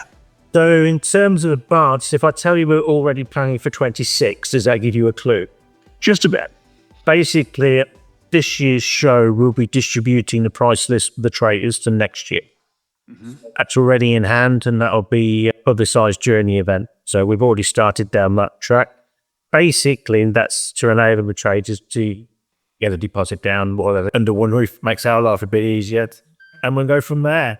So with that, you've obviously got the date for next year. Yes, we do, which off the top of my hand will probably be the 7th and 8th. It's on the webpage. Okay. And what logistical challenges do you have in putting the show on? The Scale ModelWorld is like the Bolton show as an example, just bigger. The numbers are bigger. The requirements are the same. So you're dealing with traders, you're dealing with dealing with exhibitors, you're dealing with the public, and you're dealing with the venue. The principles are the same. It's just a scale. With Telford, obviously it's a professional venue, so they have their own requirements that we have to comply with. Yeah. We've obviously been there for quite a while now, so we do understand each other reasonably well. That doesn't mean to say that I don't upset them down every year on something or other, but if you don't push, you don't get. But generally speaking, logistically, it's the numbers. We've got over 200 exhibiting groups. We've got 120 traders plus. Obviously, the numbers through the doors over 2 days is quite significant. And then you're talking about tables and chairs, which we hire in. So they're not the centres. We have to hire those, and they occupy two 40-foot trailers. stacked to the roofs, tables and chairs. So that's something like 1,600 tables and equivalent chairs. How long does that take to unload that? We're quite lucky in that with the company we deal with, they'll arrive usually on the Thursday. The centre will offload them onto the floor, and then when I provide them with the relevant information, they'll distribute across the 3 halls to make our life easier to start erecting them. So it's spread out. It's not a sort of all-in-one-go kind of hit. And then these days, we actually employ the centre to crash down the tables because they're used to doing. And they can get, that hall would be clear of tables, depending on when the traders get out, by 7 o'clock in the evening. That's impressive. It is impressive, and then we're gradually chipping away, getting shorter and shorter every year. So it's becoming a well-oiled machine. Sadly, that's the effects of an ageing society, that we lack the bodies and manpower to be able to do it ourselves nowadays. So we're going to break people, frankly. Yeah. We've got on an evening. Well, I was going to say, how many people actually volunteer and help with the setting up phase of the show? So we start setting the tables out on Friday morning, and we'll have a smaller collection of people initially. But again, the tables are mostly erected before 11 o'clock. We'd start maybe 9:30. But we have a good team. We have one dedicated group, Abingdon, that deal with the competition area, which is another 100 plus tables. Then the volunteers that have stepped forward to help on a Friday all set the 3 halls up. It's mostly branches from all over the country, to be fair. Lancashire do their fair share, as do many others. How many guys do you normally get? I think it's in the region of about 50 people in them all. Okay. That's including the EC members that are there as well, but in round numbers, if you said 50, that's not unreasonable. The whole show is totally dependent on the volunteers that come forward. We can't thank them enough. We're their show, they put the effort in. No, as well, in case this comes across the other way, we don't really need a lot more people for that morning shift. People just getting away, won't they, really? Yeah. It's dangerous, isn't it? We need to keep that team quite small and dedicated because it doesn't take that long. But obviously we need people through the whole weekend. That's just the setup team. The bulk of the volunteers are then through the rest of the weekend from Friday lunch onwards. Does it tend to be the same guys most year in, year out? Oh, it's... Yes. Yeah. But they know what they're doing, so it makes things easier for everybody. We tend to have specialists in different areas, don't we? Abingdon, you've mentioned, they're contest specialists, really. They're Andy's team, and Rich really don't touch them very much at all. Farnborough, absolutely brilliant on Dory type things. Anything to do with admissions, they're all over that. You know, there's other examples too. You know, it's the sort of thing makes it so easy for us, relatively, because we don't have to change things every year. They just come and get on with. Well, just coming back to next year's date, staying on the 7th and 8th of November. Fantastic. Look to find a web page. So, this year's highlights. What's new for this year's show? Are there any fresh features or special displays that visitors should look for? Especially me. What do you want to see? Well, me? I want to see some top-notch ships. Okay, on the ship front, we've got the usual guys. They're all collated together at the bottom of Hall 2, as usual. We don't have the Mulberry Harbour this year. I'm not quite sure what the story behind it is, but they're not coming in the specialist guy that was displaying. But the roadshow that comes along, Chris and Ray, they're back again. They're quite a sizable display. In the foyer, we were hoping to get a rather large Lancaster bomber radio control aircraft. Apparently, it's too large to fly under British radio control law. ICACA. So that's not happening. We're going to satisfy ourselves with a large-scale radio control fork instead. Oh, that'd be interesting. The tables with the theme this year are commemorating the Battle of Britain. So that's a big display in the Hall 3 as you arrive, so directly opposite the county cafe area. It should have been on display in 2020, but of course we didn't have a show in 2020 thanks to COVID. So 5 years later, they're putting it on again, adding a file onto the end of all the strips. More than 5 or more models from what I'm... Well, yeah. I'm always getting a daily email from them in terms of how they're evolving. But the trial ran it at Ducks for their Battle of Britain air show, and which was a 36-foot frontage display, and that was merely a fraction. Yeah. They have 60 foot at Telford. Yeah. No, that's uneasy.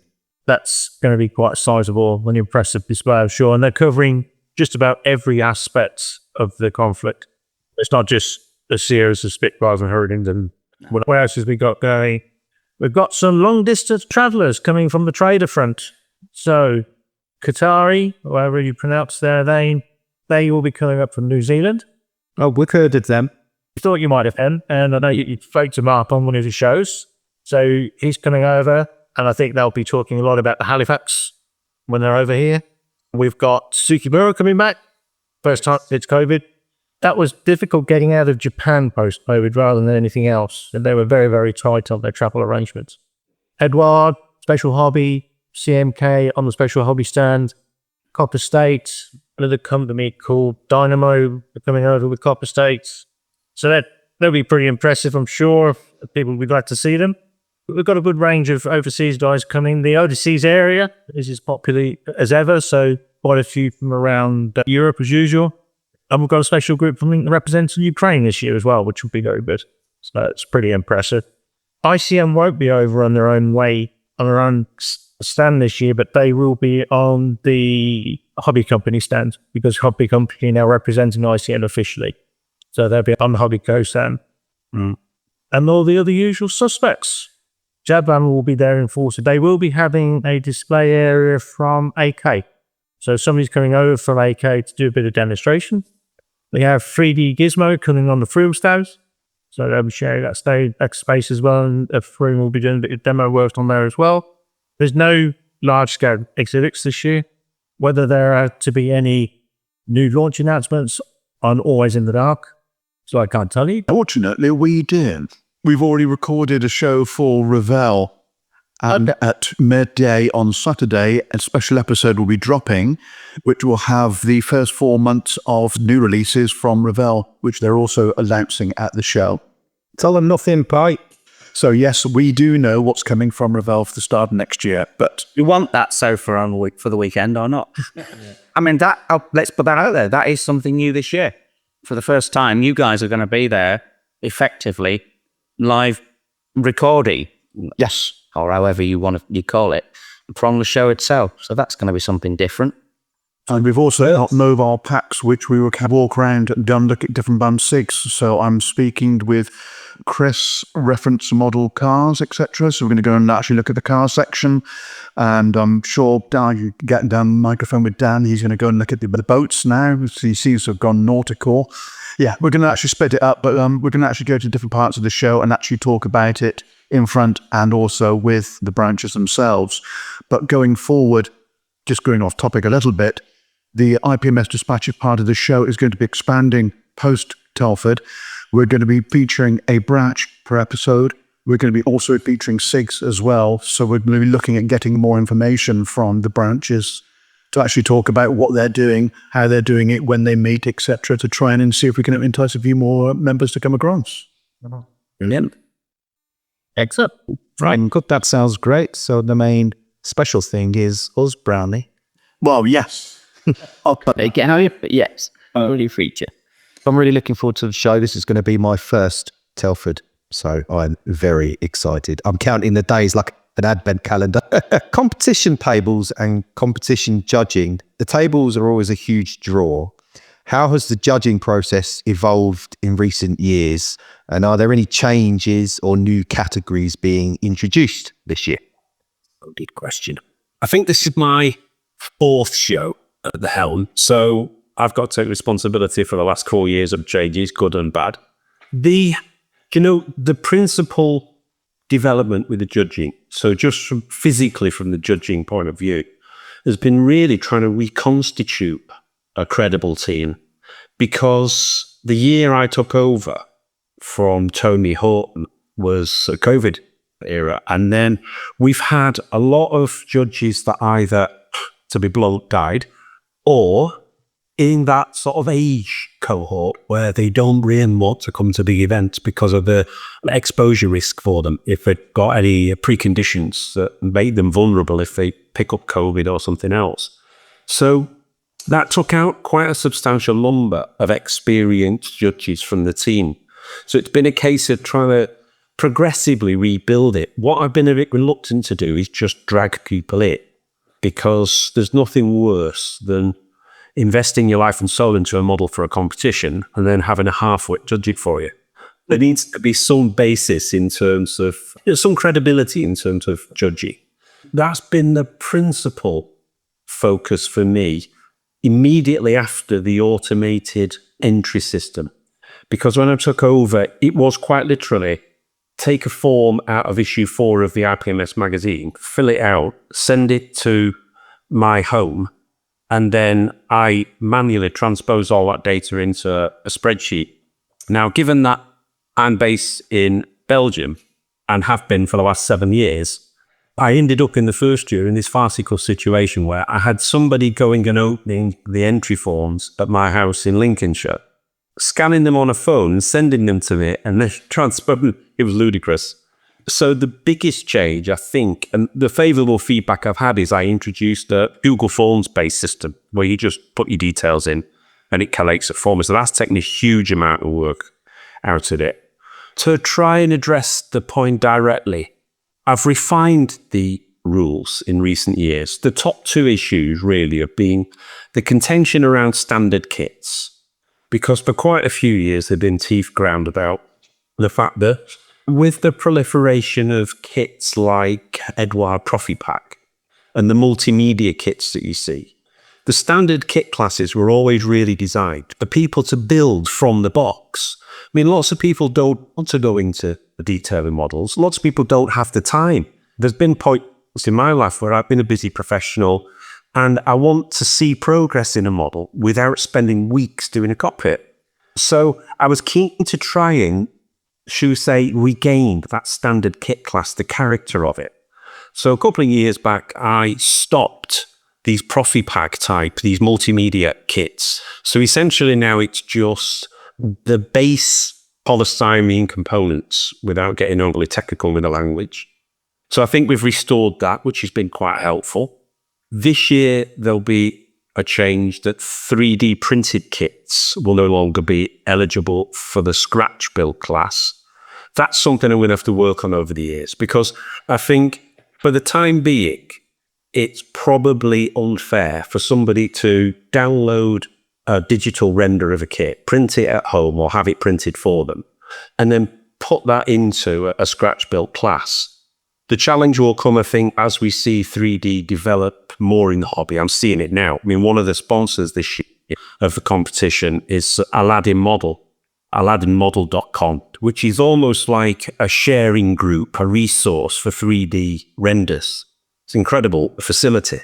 But the challenge will be that when people start to do their own digital renders, and it's happening already, and then print from it and has to enter it into the scratch build competition, I'm not sure I'll have much of a defense to say no, because it's another skill, isn't it, that's really evolving within our hobby. So that's going to be an interesting challenge in the future. But for the time being this year, 3D printed models will not go into the scratch build classes. I'll have to go into the any source kit detailed or any source kit converted. And I've had no pushback so far from the several hundred entries. So we'll see how we go. Is it worth looking at a category for the 3D print going forward? Quite possibly. I think it's all down to the level of subscription, because the one thing I'm keen to avoid is a dilemma where you create a new class before there's any momentum behind it, and then you end up with a class with 3, 4, 5 models in. And there's no, at a national level, I think people need to know that if they walk away with a gold, silver, bronze or a finalist medal, that's a credible award. That they can say, that should be within our hobby, I think. If you know somebody had won an award at Scale ModelWorld, that should be an endorsement of their modelling skill. Agreed. If I allow any dilution of either the numbers or the quality within the classes where the judging is concerned, then it ultimately undermines the credibility of the competition and jeopardizes the level of subscription in future. It's funny from the outside, and I'm guilty of saying when I was looking to take this over from Tony, I didn't underestimate the challenge, but I certainly didn't identify some of the more, should we say, nuanced and controversial politics that play out in the competition world. Andy, talking of politics and contentious issues, can you, I don't want to doorstep you with this, can you just add some clarity to the issues that have recently happened overseas? And you please confirm the position with regards to models being picked up for judging. Yeah, it's never been allowed. It's briefed explicitly at the 11 o'clock Saturday morning competition secretary brief. That doesn't mean it doesn't happen. I have had a couple of individuals over the last couple of years that didn't attend the brief and then proceeded to pick a model up in order to inspect it. I was all characteristically diplomatic as a Mount unit on those two occasions. I'll be far less diplomatic this year if I see it. Yeah. They won't judge again if I see people pick the models up. And actually, last year, I introduced a judge's badge so that I know people have been to the pre-brief. Because unless they've been there, they can't collect their badge. So I want to try and avoid that. And you'll never fix it. I mean, you've got to remember that I am relying on the goodwill of volunteers here. So there's only so much leverage you can apply to these individuals. It's down to a bit of personal integrity that they respect the job they're doing, they respect the modelers who do the work they're judging, and hopefully they do the job. They were 2 foreign judges last year, and there's always the chance that they've come from, should we say, a culture where that's considered normal. But it just doesn't seem to be very sensible. As a model builder, I think we'd all have a good idea how to pick a model up. But I've seen people pick my models up before and cannot see minuscule details. You know, I saw some the other day go for a starfighter that I've got, right? And it's got microscopic little AOA veins on the front of it. And they were just about to put their fingers on and crush them. So it's really easy. Just don't pick them up. That's what the judges get briefed, and that's what they will forcibly be told to do this year. I hope you went man, Conan. I would go mode Conan. I've got my mode switch set to standby. Just a thought for Paul and for the overseas branches or overseas organisations when they're actually applying to become an IPMS branch, etc., or ask for the blessing from the Godfather, as it were. Is it worth putting into it that from the UK, judging rules state no models are to be picked up, and see if it actually ripples out that way? Because I know in the States, it's a massive problem and has been for some time. I know the IPMS nationals in the States, the rule now is models aren't picked up after what happened a couple of years ago. But branches, etc., in the States are allowed to do their own thing. And it's been an issue recently when the same things happened all over again. It's fired off on the internet all over again. It is difficult for us. We don't see all these bases. We're not at them all. No. But particularly, we don't have any real authority over these people. No. And mores and processes and protocols are different in each country. As some of you know, I was in Belgium a couple of weeks ago at their annual show, basically. And the brief there was, it did actually mention don't pick up models. That was actually included in it. But, you know, their approach and their way they work is different than ours. And I think that there's an element of that is good for variety. We're not Big Brother, but it's the sort of thing we try to spread the word on with our friends out of. Best practice. Okay, well, with that, I think we will draw a line under the competition. Unless Andy, you haven't got anything else you wanted to add in? No, that's fine. I think I've had enough airtime, Wally. Okay, Martin. Andrew. Funny that you mentioned the IPMS in the US, because that's where I live. So I've only been to American IPMS shows, not to British ones.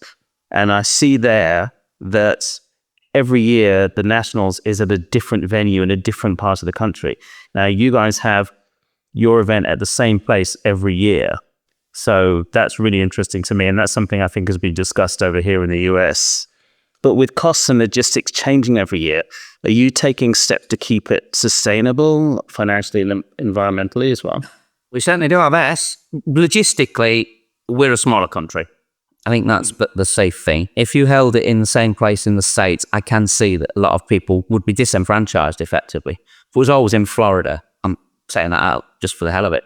Yeah. People who live in California and Chicago and stuff, they're going to really, really struggle to get to that on a regular basis. Our rules, in fact, and it is written down that we have to hold our event within the middle of the UK broadly, and Telford meets that requirement very well.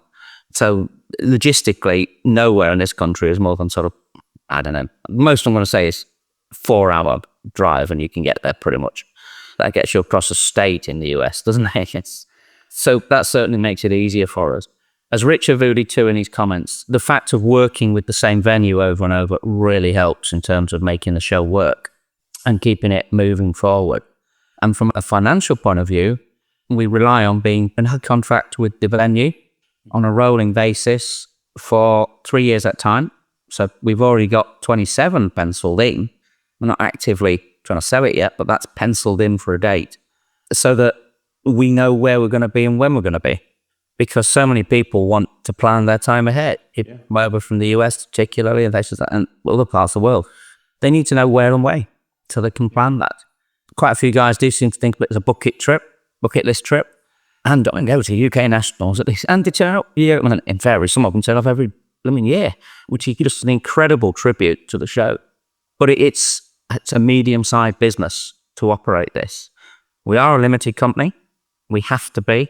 And we sign contracts for the sort of thing, and as Rich described, 2 entire truckloads of tables. The delivery charge alone is 4 figures, I think, from memory. That's right. Let alone the actual hire cost. The venue itself is a fair-sized percentage of a house in this country. And certainly the 3-year contract, you could buy a reasonable-sized house in this country for that amount. But we're tied into it on both sides. They've got to hold the dates for us. We commit we're going to use them, and we're on a rolling price. So we've not suffered any of the shocks that some shows have had of their venue suddenly turning around and doubling the price overnight, or saying they can't have the venue at all. It allows us to do the sort of planning Rich is referring to, because otherwise we just could not run a show this big. Completely take my hat off to those giants in the States who do it every year from scratch, almost. Try and pass on everything they've learned. Of course. Yeah, it doesn't always look that way. And each venue has their own separate issues. So it would be great. As you say, it's because of the size of the country. But even having said that, the Nationals tend to be on one side of the country or in the middle. I didn't even know when they come out to the west. You're saying how far to drive. The last Nationals I went to, I drove for 10 hours. It took 2 days to get there and 2 days to get home. Wow. That's commitment. I mean, over here, we get people saying, oh, I'd go, but it's too far from London. Yeah, well, one of my club outlets is it's a 140-mile round trip for a club night. We get people complaining it's too far to go from Manchester, so... Yeah. And I'm sure that's true everywhere. I'm not speaking on any individual people. People just want these things on their doorstep, and sadly, we just can't do that. The size and scale of it, much as it is in America, I guess, there aren't that many places that can host us. We do keep an eye open. We have meetings with other venues to make sure we're aware of what's out there, which our own venue know about, Charles Water Events know about, but we do that as well, because obviously it's a lot of money, and it's not me and Rich and Andy's money. It's the members' money. So we do our best to keep it under control, but it's a balancing act every time. Is the venue big enough? Is it cheap enough? Has it got hotels near it? Can we park easily? Have we got access? Can we get vehicles in and out to unload big loads and things? Has it got meeting rooms? Can it provide services like PA systems and audio visual if we need it? All that kind of stuff. There just aren't an infinite number of venues that can do that. Do you have any idea of what the show does for the local area, the economy? Do you have any number? Have you had any correspondence with local authority? It's a staring amount of money that it brings into the local economy, undoubtedly. Years ago, we used to be supported to some degree by the council when we first moved in there. They actually had a promotions office who helped people to find hotels and bed and breakfasts and things like that within the area. But like many things, that died off quite a few years ago. I think the local authorities are probably a little bit blasé about it because that venue is there. And it brings things, when we're not there, it's not empty. There'll be something in it next week and the week after and the week before that. Literally, we were talking to them this morning. We had our last pre-show Zoom this morning to go through a few details. The people are moving out on Thursday for us to move in on Friday. But relationships mean they're allowing us to do the unloading that Richard referred to on Thursday. So there's an area we can use to put tables into, so we're ready. Stuff will be arriving probably starting next week from some of the overseas giants, and they accept that for us. It is definitely a 7-figure sum, but it brings into that area unquestionably. It was common a couple of years ago, if you recall, wasn't there, from the tech management from the local shops and businesses about how much they liked the character of the people that were attending the ball, which compared to some of the events that go on there, I can only guess, but that's got to be a good factor as well. It is. Yeah, we're a good broad mix of people, and invariably we will be going out certainly Saturday night, most people will be having some sort of meal or entertainment Saturday night, lot Friday, some Sunday. All of that brings revenue into the local area. You only have to look around that quarter around the venue that's now full of restaurants and things like that. And all the little things, the garages and the supermarkets and shops. And let's be honest, the other halves will go off and wander around the shopping centre, I'm sure, during the day. All that. And literally filling up hotels. The venue itself owns 3 hotels, which are full pretty much from the day after the previous show. And it's quite hard at times to get a room in the area. That's revenue at time of year when a lot of those wouldn't have that much revenue. Yeah, I've actually chosen an Airbnb and explained to the people that own it what I was coming for. And she's like, oh yeah, we've heard that goes on there. She said, you're the first person we've ever had that's coming for that. I'll be honest with you, I don't really have any other reason to go to Telford, but there we go. So, I mean, like you say, I'll be going there. I'll probably go and have something to eat and put the money into the area. All of that builds the area. And, the higher costs of tables, casual staff that come in and work for us, the table dismantling tea, the caterers within the venue, all of that is local employment for the venue. That's how those venues operate. They have a core team of however many, probably about 100 permanent employees. But when shows are on, that number will double and treble because they were the ones doing the catering, the car parking, the security. Yeah, we do contribute. We pay VAT and everything. So we contribute directly to the taxpayer. And then how much do you spend with the traders to help the economy go round? Yeah, I'm claiming the fifth on that one. So talking to traders, the trader areas are often the heartbeat of the show. How do you balance attracting major manufacturers with giving the smaller independent traders a platform? Great question. Right. I'd say that one. It's driven initially by the pricing structure. We don't hide the prices, but what the traders buy, they're all available on the web page as soon as they're published. They're not linear. Just because you've got 2 tables doesn't mean you've got twice the price of the single table. They're done that way to benefit the smaller traders. It's an exponential curve. It's growing the bigger the table you have. And that's done to encourage the smaller tables. It's the 2 effects. One, it obviously gives them the encouragement to actually take a table. And even the single table is not cheap. It's over £200 for the weekend. We increased the rate initially. I understand it, go back many moves now, that it was done to discourage the small traders taking on too big a pitch. They can get over carried away with thinking, oh, I can go to 3 tables, I've got 4 tables and stretch themselves too far. But it's done to try and encourage them to stay within their means because they've got to cover their costs. So it's not just the table cost, it's not just for stock value, but they've got to get to the venue. They've got to find somewhere to stay. If there's 2 or 3 people, that's obviously 3 times that rate, so on and so forth. The costs soon add up. The table is not cheap, but it's not the only cost they have to bear over the weekend. So that's how we drive it from the start point. Trying to get a balance across types of traders is quite challenging, because we can only respond to the invitation or the request that we get to trade. I will go out and look for people if I think we've got an opportunity. Make a mistake, last year we had 3 craft light type people. We've only got 2 again this year, so that brings it back into a balance. We have 2 hairy stick vendors rather than having too many, because then at least there's competition within the hall, and they all know each other anyway through their other activities. Same with the big traders, Jadland, Wonderland, Hannons, Robbers for Sale. They all know each other. It's not just our environment they're operating in. They'll probably go and have a beer halfway through the weekend as well. Let's see each other. It's just the other shows, those that do them. So they all talk. They all have that sort of banter side of things as well. So trying to get the balance right is something I'm conscious of. And part of the learning curve is knowing not to put 2 booksellers next to each other. That kind of distribute them across the hall so they're not all together if we can avoid it. Not always possible, but I do try. And then, of course, I've got to actually know who that trader is, which is not always the case, particularly if it's not the sort of thing I'm into. You struggle with sort of the figure guys, for instance, but that's not my thing. But we've got to a point where I will ask them, does this work for you? If not, let me know, we can sort it out. And that's where, since I've been sort of running the show, it's always been to try and accommodate the traders as best we can to give them the best possible grounding for the show. I never tell a trader what they can sell. That's to them to determine instead. So when I get some people complaining about trader A complaining about Trader B. I said, look, that's his business and your business, and that's how I want to. You know that coming. That's for you to accommodate one way or the other. I have plenty of that as well for the Bolton show, because obviously I'm the show manager for that. Yeah. I've had a few to feel unknowable. It's just like, that's your business, that's his business. Yeah. That's that. But it works out in the end because they go, oh, I didn't realise they were doing that. I'm not doing that. I'm doing this. Yeah. And it sort of diffuses it, but it's just when people see other people, like on the list, you put all the traders out and all the clubs like, well, why would we put me next to them? But you're two sort of different things, even though, you know, you're doing resin.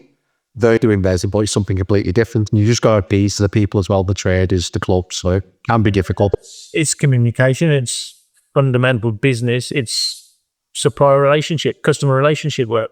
You know, you got to work with the guys to make sure everybody's happy as best you can. If everybody's happy before they get to the show, makes sure when they get to the show a lot easier. Does indeed, absolutely. Regarding future development, are there any long-term ambitions or developments for Scale ModelWorld? Perhaps expanding the format, adding more interactivity, or exploring new partnerships? Well, I'll kick off for, and you can fill the gaps in. In terms of expansion, I think we have possibly reached a limit, because at the end of the day, nothing is getting cheaper. So the price of the venue is not going down, and the cost of that venue have to be borne. That fundamentally is borne by the traders, although we do now charge more for membership to try and put some more money back in from the membership to running the show. Membership is under constant review because we know we're going to have to address it more frequently than perhaps we have done. But the traders are also reaching a threshold where a number of them have gone to the wall this year. Their costs are not getting any better across the piece. The price of the units that they sell is not getting any cheaper. And it's becoming very difficult out there in the market. Some are really struggling this year. One of the traders told me they've had to let people go because they've hit an absolute sort of threshold where they're going to have to start considering how many shows they do. Do they downsize? Do they take a smaller stand and this kind of thing? So in terms of expansion, the only route through realistically is more traders if they can afford it.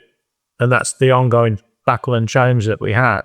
A lot of traders had said we don't want to come to Telford, which is fair enough. But finding new traders is my challenge as the show manager. I'm the one that goes out there trying to encourage new people to come along. We do get people coming on and say, can we have a pitch, which makes my life easier, obviously. But they're not falling out of the trees just to ask the question. What we are struggling with is we never have reduction in the number of people wanting to display on the tables, the SIGs and the branches. If anything, we have to manage that. We've got no capacity to increase that realistically, safely, or to the point, and still provide a variety of stuff that we do.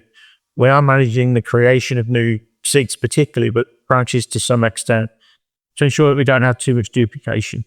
So everything has its place. We come back to the purpose of a SIG in that regard. I did a piece in the magazine a little while ago, but basically they're supposed to provide support from a specialist interest perspective.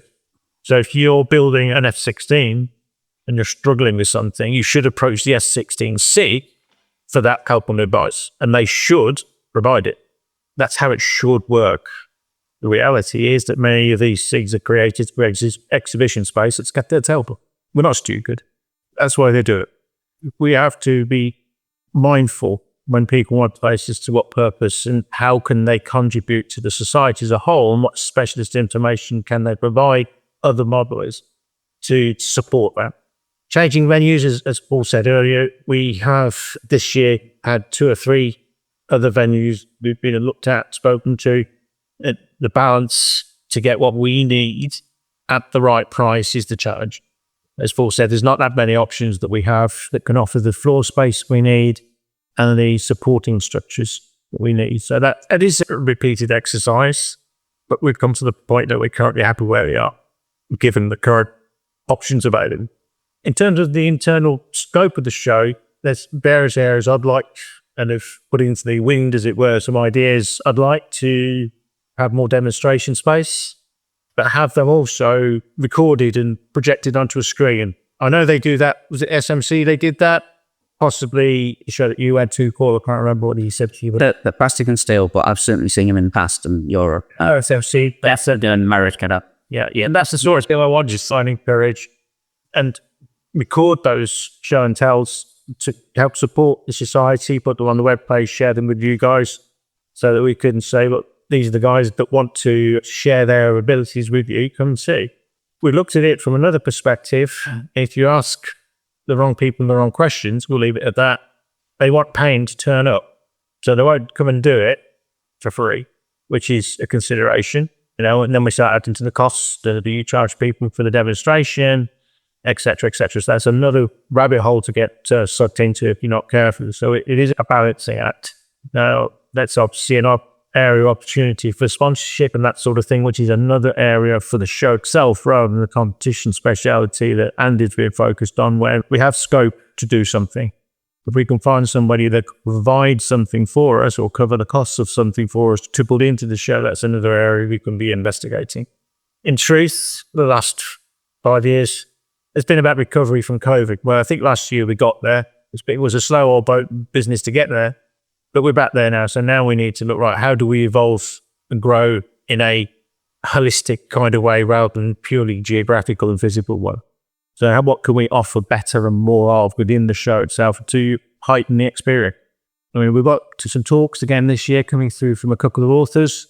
So that's, again, adds a bit of interest, and work with the book retailers to see who they've got coming into the show, can potentially give us an hour of their time.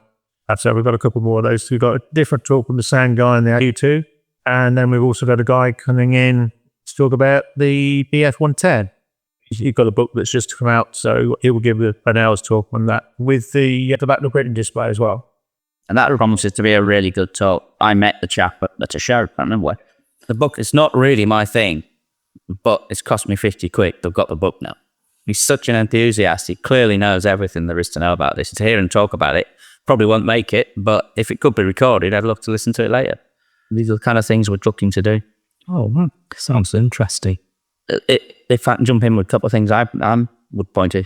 I think already Andy has mentioned one of the focuses we have to look at, which is the way 3D print moves into the hobby. We've got a machine that the show is still relevant to that.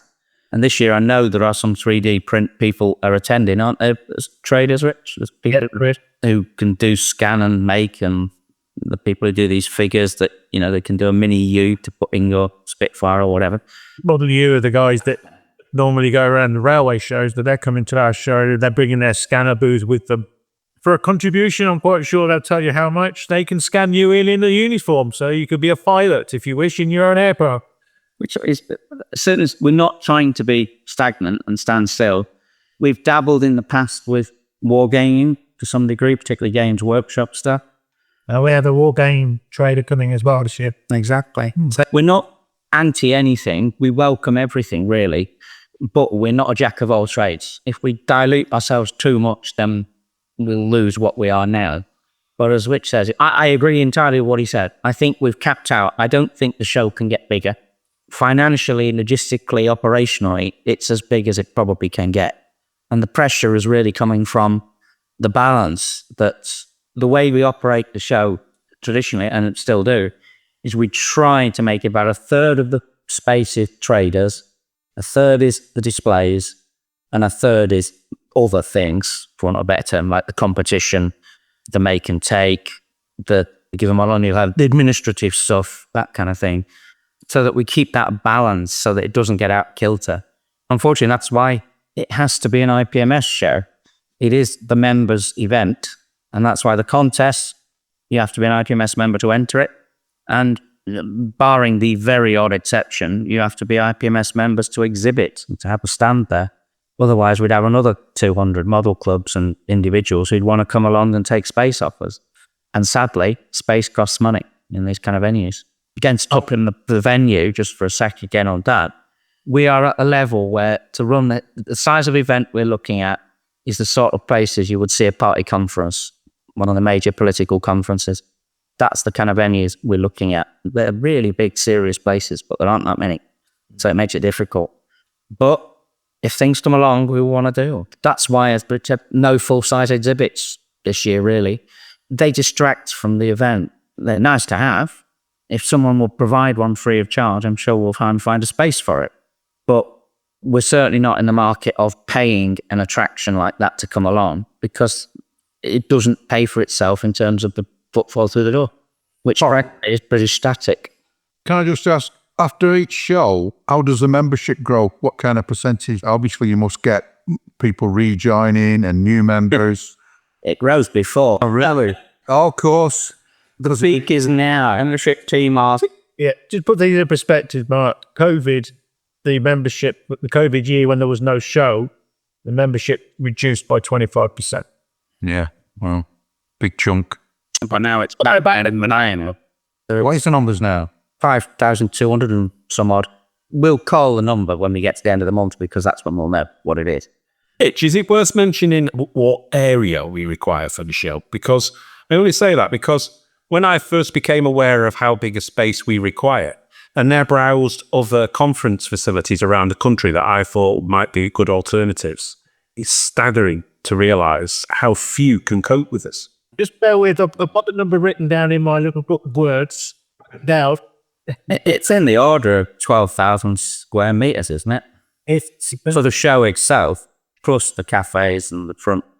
Buried, it's there somewhere. You did well to survive COVID then, didn't you, really? When we came back from the first year, I think everybody was just relieved to go to a show. Tremendous sense of, we're back. Thank God for that. We've got through it. Let's enjoy this. To be fair, since that point, the show had been enjoyable. Everybody had been there for the best of reasons. New friendships, to reacquaint with people where you see it. So it's heartening when you see, I think it's about 100,000 square feet. That's the number I've got in my mind. I was thinking that's 3.5. That's just the hall space. And then the contest is about 1,500, isn't it? Yeah, and then like 12, 11.5, 12. Mark, I feel an obligation to chip in here because I know Paul would say for himself. In direct answer to your question about how do we survive, and I don't have a dog in this fight. I came to the executive committee as COVID hit us.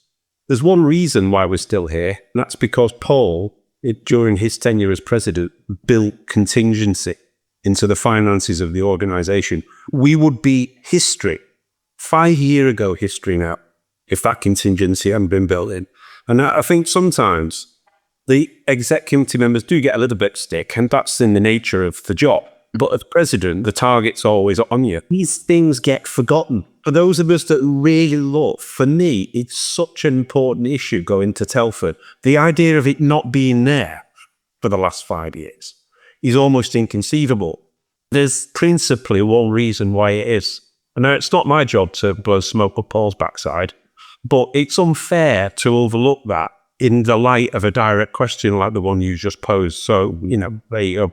Yeah, I've found my numbers. It's 106,000 square feet just for the 3 halls, which is about 9,800 square metres. Yeah. I'd encourage you to go and have a look at some of the other venues around the country, the bigger venues. With our conurbations, you'd be astounded at how few can cope with that. Yep.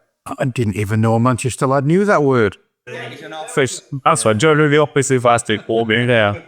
Raise the bar there, Mark. It's raise our bar. Yeah, I know Mike has looked round and looked for places in Bolton in the past, and there's nothing in the northwest really, is there? Apart from what you've got. I think for where we have our Bolton show up at the, what's it called now? I know what Shoes Community Stadium. We are looking at trying to expand in the future.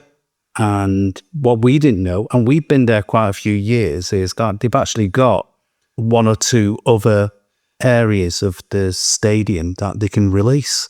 And obviously, we've not talked price yet, but it's one of those things in negotiation terms, adding extra value to our Bolton show. Because we'd like to think of ourselves, especially with Boulders, as the little baby brother of Telford. Back of that, we've actually been asked whether we'd consider taking Scale ModelWorld to 3 days. And they're seeing exactly the same problem. Is to get, you're getting there because people are going to book holidays, even more holiday. What would you do, the Friday or the Monday? Yeah, Friday. I was going to say, it's one of those things where the more you put into the show, you've got to weigh it on balance with how much time a person can spend walking around, looking at everything. Because you could spend the day looking at Andy's competition area a complete day looking at that. And then you run around like a lunatic trying to see all the other club scans, and then you decide that your wallet needs to empty a bit, so you need to go see some traders. But by then, all the good stuff has been taken by boulders. Found with going to Scale ModelWorld in the last few years, I end up just chatting to people, and it dawned on us a couple of years ago that it's as much a social interaction event as it is a model show. Very different. People are going to meet up with their mates, the people they haven't seen for a while, go and see people they've seen on the internet these days or whichever channel they're watching. It's as much about that these days as it is anything else. I mean, I'm not trying to diminish the importance of Andy's competition, which has its pride of place, but it's not the core attraction. Different people are there for different reasons. Some people just want to cruise the traders for 2 days.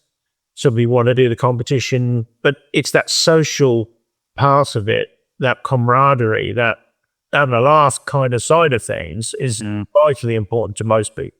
Scale ModelWorld has inspired countless people to join, not only just before the event, or even return back to the hobby. There's a few people who we know are coming back to the hobby. Do you see the show as part of IPMS UK's legacy in keeping scale modelling alive for the younger generations? Hell yes. It's very clear. I mean, the stat Rich commented on, 25% of our membership are members just because of Scale ModelWorld. We now know that. The other 75%, the vast majority, rate it highly. We did a membership survey 3 years ago now, and asked them to rate the things we do. And consistently, Scale ModelWorld was considered the flagship thing we do, plus the magazine. They're the two things available to every member. Not just Scale ModelWorld is a legacy thing, as you rightly say. If we want to carry forward, I don't think any of us who touch it would ever want it to reduce or fail. But I think a lot of the shows, like yourselves at Bolton and all around the country, and indeed other parts of the world, have grown out of what we do at ModelWorld. Some of the European shows feel like Scale ModelWorld, just in a different language. Others don't, and that's not to say they're bad, they're just different. The logistics of areas, the Americans will never have a show that is full of displays like ours is. But all the Americans who come to our show go back and say, we should have more displays. How they do it is another matter, but that's what they do. It really is. The amount of people that would know, I've been on this committee since, I don't know, it feels like since it's starting, not quite. But the number of people I know and have met, there's 8 of us on this call, I would never have met them without Scale ModelWorld. And where did I join the society? The Nationals at Stone. It was rain on a Sunday. I was supposed to be skydiving, but it was rain, so we weren't. So I went to Stoneleigh. I got in a car drive to Stoneleigh and met a guy called Jesse Wright, God bless him, and didn't get into the hall without having joined. And have never left. I'm sure most of us can tell similar stories. And it really is. You only have to hear people talk about it. We mentioned going in a model shop anywhere, particularly one in the Halifax area. Say, well, want to be quick. When's the show going? It's just, it becomes a shorthand for getting together. We still call it the Nationals, and it hasn't been that since 2001. And it was when we dropped that name. But we still call it that. People just say Telford now. It's just the Telford show. That's a tremendous thing for a bunch of people who do this entirely in their spare time to have built up. And back to what Rich said earlier. The difference, I'd take my hat off to anyone who runs a show anywhere, because the way you run it is exactly the same. The only difference is the number of notes on the end, the number of tables, the amount of money, the costs, the number of people who come through the door. The processes and principles are exactly the same. And a good model show is a good model show. And there's a hell of a lot of things we've done, Scale ModelWorld, that other people have got on back of. We were the first people who did polo shirts and that sort of thing. We started out with wristbands for access. A lot of shows have those now. Those are things that we've done that others have ridden on the back of. So it's something that which you've said there, Paul, which we're very appreciative of, is the amount of effort that goes into this. Because since I've become chair, and I've been toying with the Bolton show behind the scenes with media and stuff like that, and with the fact that we're now going through the final phases of concentrating on our show in January, it becomes very anxious, very scary when you start looking at the money. And it is one of those things where you do ask yourself the question, why did I volunteer for this? Because it's just putting stress onto yourself, which you ordinarily, I just want to build a model, and yet I'm trying to run effectively a third of Telford Scale ModelWorld for our little Bolton show for a little club like ours. Well, you're not a little club, and that's the thing, You've probably got as many people directly running the show as we have. Right. Because to be honest, you're probably talking a 3 out of ours. There aren't that many more people who run Model World until the day. Yeah. Yes, on the day, we might have 100 volunteers doing things. But in the run-up to it, we might have at most probably 10. You think that's fair, Rich? If that many. Yeah, and that's bringing in your floor managers. And what we've done is we've developed volunteers into specialist roles so that we have, sitting outside of the main board, the main exec, we have someone who's in charge of the door, the access route, the foyer area. And she devotes herself to that and writes the rules, and we help her do it. But at the end of the day, we delegate it and let her get on with it. Andy runs his contests, but he has his right-hand people. And I know you couldn't run it without Mike Davey, he does mountains of admin, him and Sue, his wife, do the amount of admin that goes with that. And the Aberdeen boys are there all day doing what they do. But that's on the day. In the run-up to the show, it's still handfuls of people. And this is where I can take my hat off to these guys that are on the call with me. The amount of hassle and traffic that is coming in on their email boxes and other contact routes is ridiculous. And quite a lot of it, being brutally honest, quite a bit of it is needless as well. If people just look online at the websites, at the Facebook pages we run, you will find answers to a lot of your questions. You don't need to contact one of us to get the information. But hey, they get through it and they get it done. But that's without the work that I don't do that part. That is down to Rich, that is down to Mandy, it's down to a guy called Pat Lewern who does the branches and seats. They take the heavy lifting there. It's an honour to have people like that who work with me. I'm sure how you feel, Wong. It's, you might be nominally the lead, but don't mean you do everything. And you couldn't, because it's not possible. Absolutely. Team effort. It is a team effort, and it can only work with the team being right behind you and focused in on delivering some food. We are delivering a product to a certain extent, which really it's down for the end users, the clubs, the traders, the punters who come through the door. It's that element of making sure you have a really good time up in Bolton or in Telford for that matter. And we've employed all sorts of tricks and things. About 4 years ago, we brought in a Star Wars costuming group, the 99 Garrison. Good on you, lads. They come in, they give up their time, completely voluntary, and they just make all the kids really happy. And even the old kids like me, who's a Star Wars nut, really happy because I get to have my photo with Darth Vader. It's that type of thing where we just want to give everybody a fantastic experience when they come up here, and they can have a pie as well. Well, just to take you up on the kids' side of things, you mentioned it in your initial question. The perpetual challenge of the hobby is, how do you get the kids involved? It is a challenge that sort of rattles around my head on a regular basis. So how do we get the kids interested? They're totally reliant on parental support, but what can we offer them in the show to give them some encouragement? So we've got the make and paint area, which is go and build an airtics kit with your person to be with, which goes down very well. I remember Al Murray visited one year and his daughter built a pink tiger or something. We've also now, this is the second year, we've had the Gundam build area as well, which is a very popular area that us as a whole, as a society, haven't really grasped as yet. But I think there's a tremendous scope there to get people to get involved with the Gundam that they're interested in, but then to sort of expand that into the more run-of-the-mill kind of stuff, the standard stuff. We've got to keep working on how to get the kids in and keep them in. We all know they've got other things that distract them, different ages. You know, we've all been through that period, been in the teens and into your early 20s when you're doing something else. Very few people stick with it during that period, but they come back. And that's what COVID also encouraged, was people to come back. They did that when they were younger or they couldn't get out. So what can I do at home kind of thing. But getting the kids in remains an ongoing challenge. I was going to say, with bringing kids into it, I know it's difficult. One of the things we've seen over here in the States is trying to do that is it's all a case of relevance, because for all of us and our generations, we grew up with those classic war films of the 70s and 80s, and World War II is super relevant to us in that respect. But to these kids, ancient history, it's like us talking about medieval times. So it's hard to find something that is relevant to them and that they can relate to.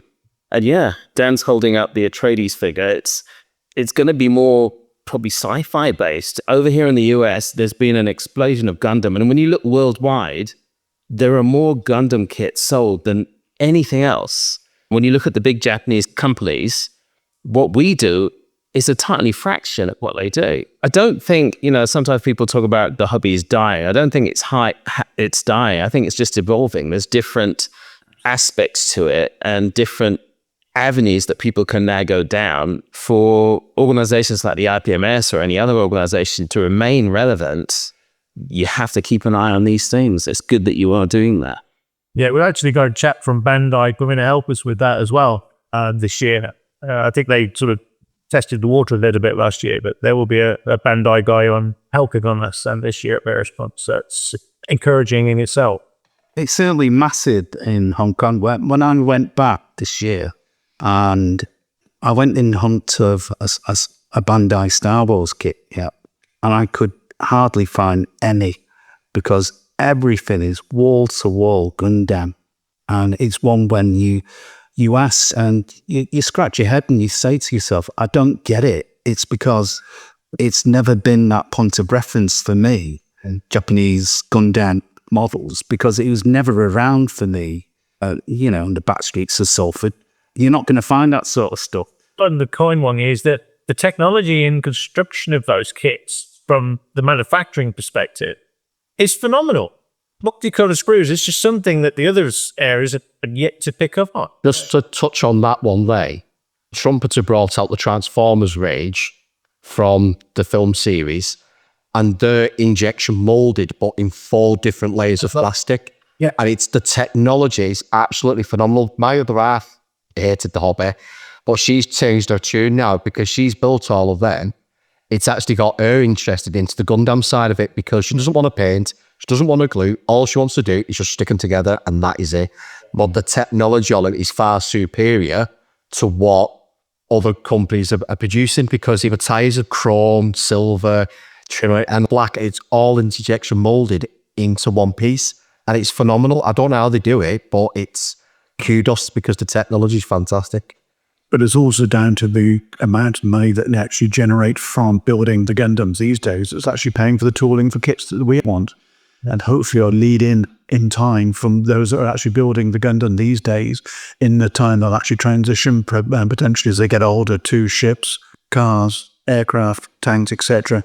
So it's a lead-in series, in want of a better term, to actually get people into the hobby, on the back of what Paul said in episode 4 about getting youth involved. Ironically, they're both not on the call this evening, but we've got Nevs, who's in his 20s. We've got Luke, who's now just hit his 20s, who's going to be in the stand next to us at Scale ModelWorld.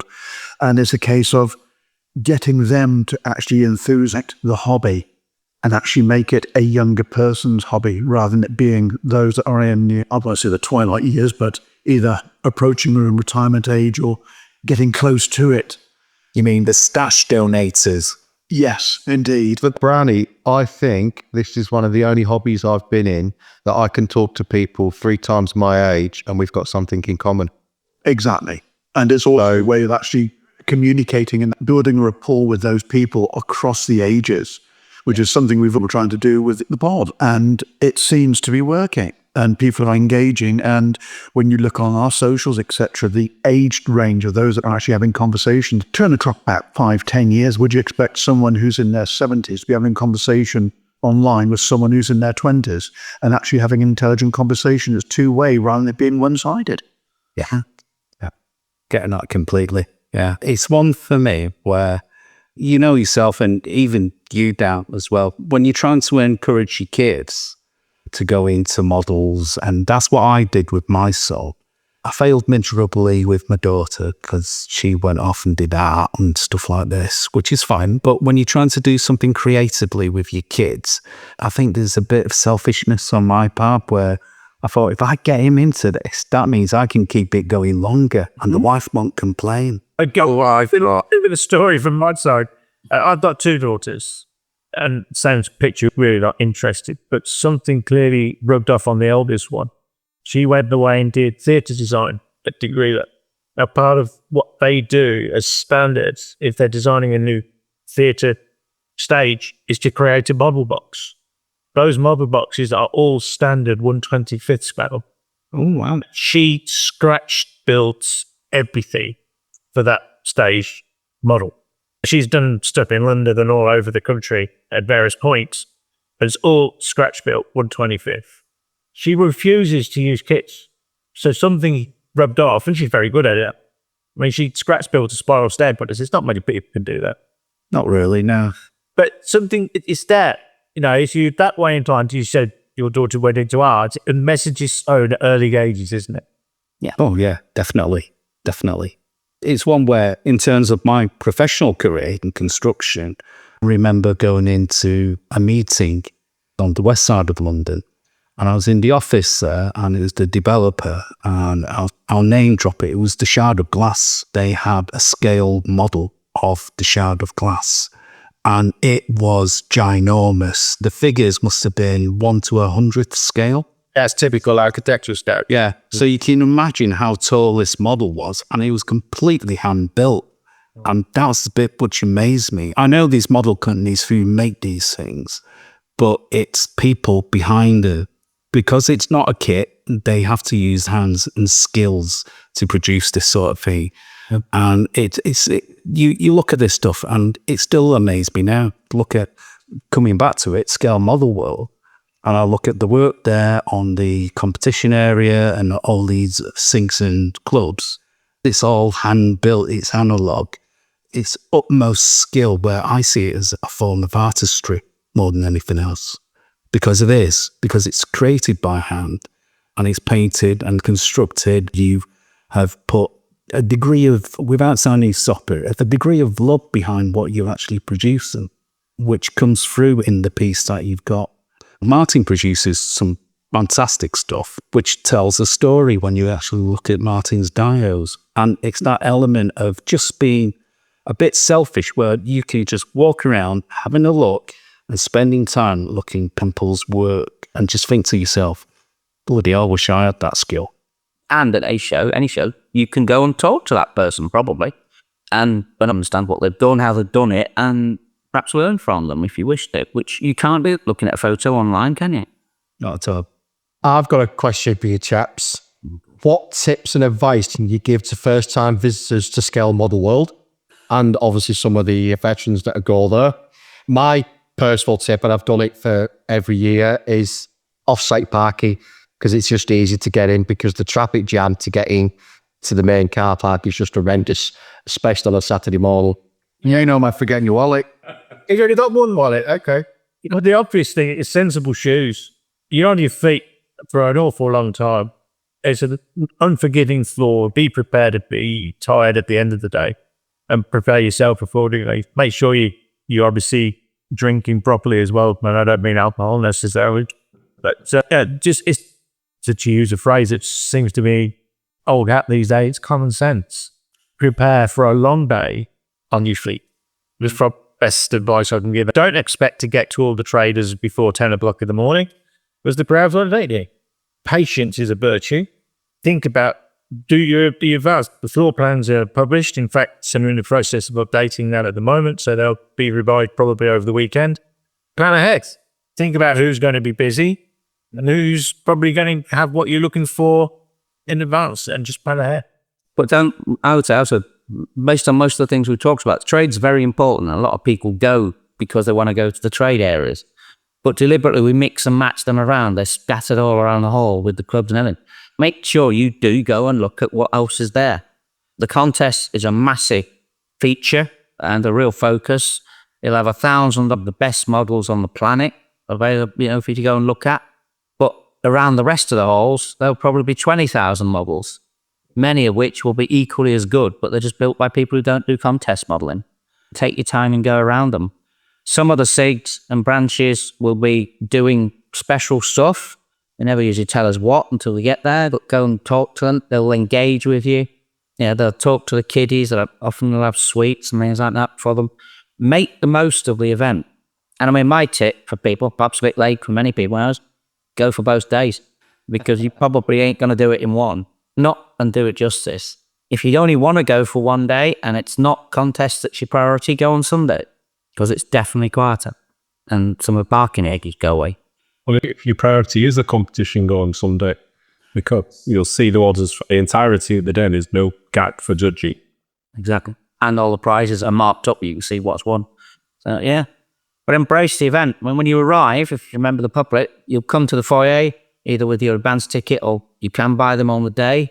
You'll end up in the foyer one way or another. And there will be a giz bag to pick up straight away. That will have in it a 48-page show guide that has a plan into the holes that is going to print effectively over this weekend.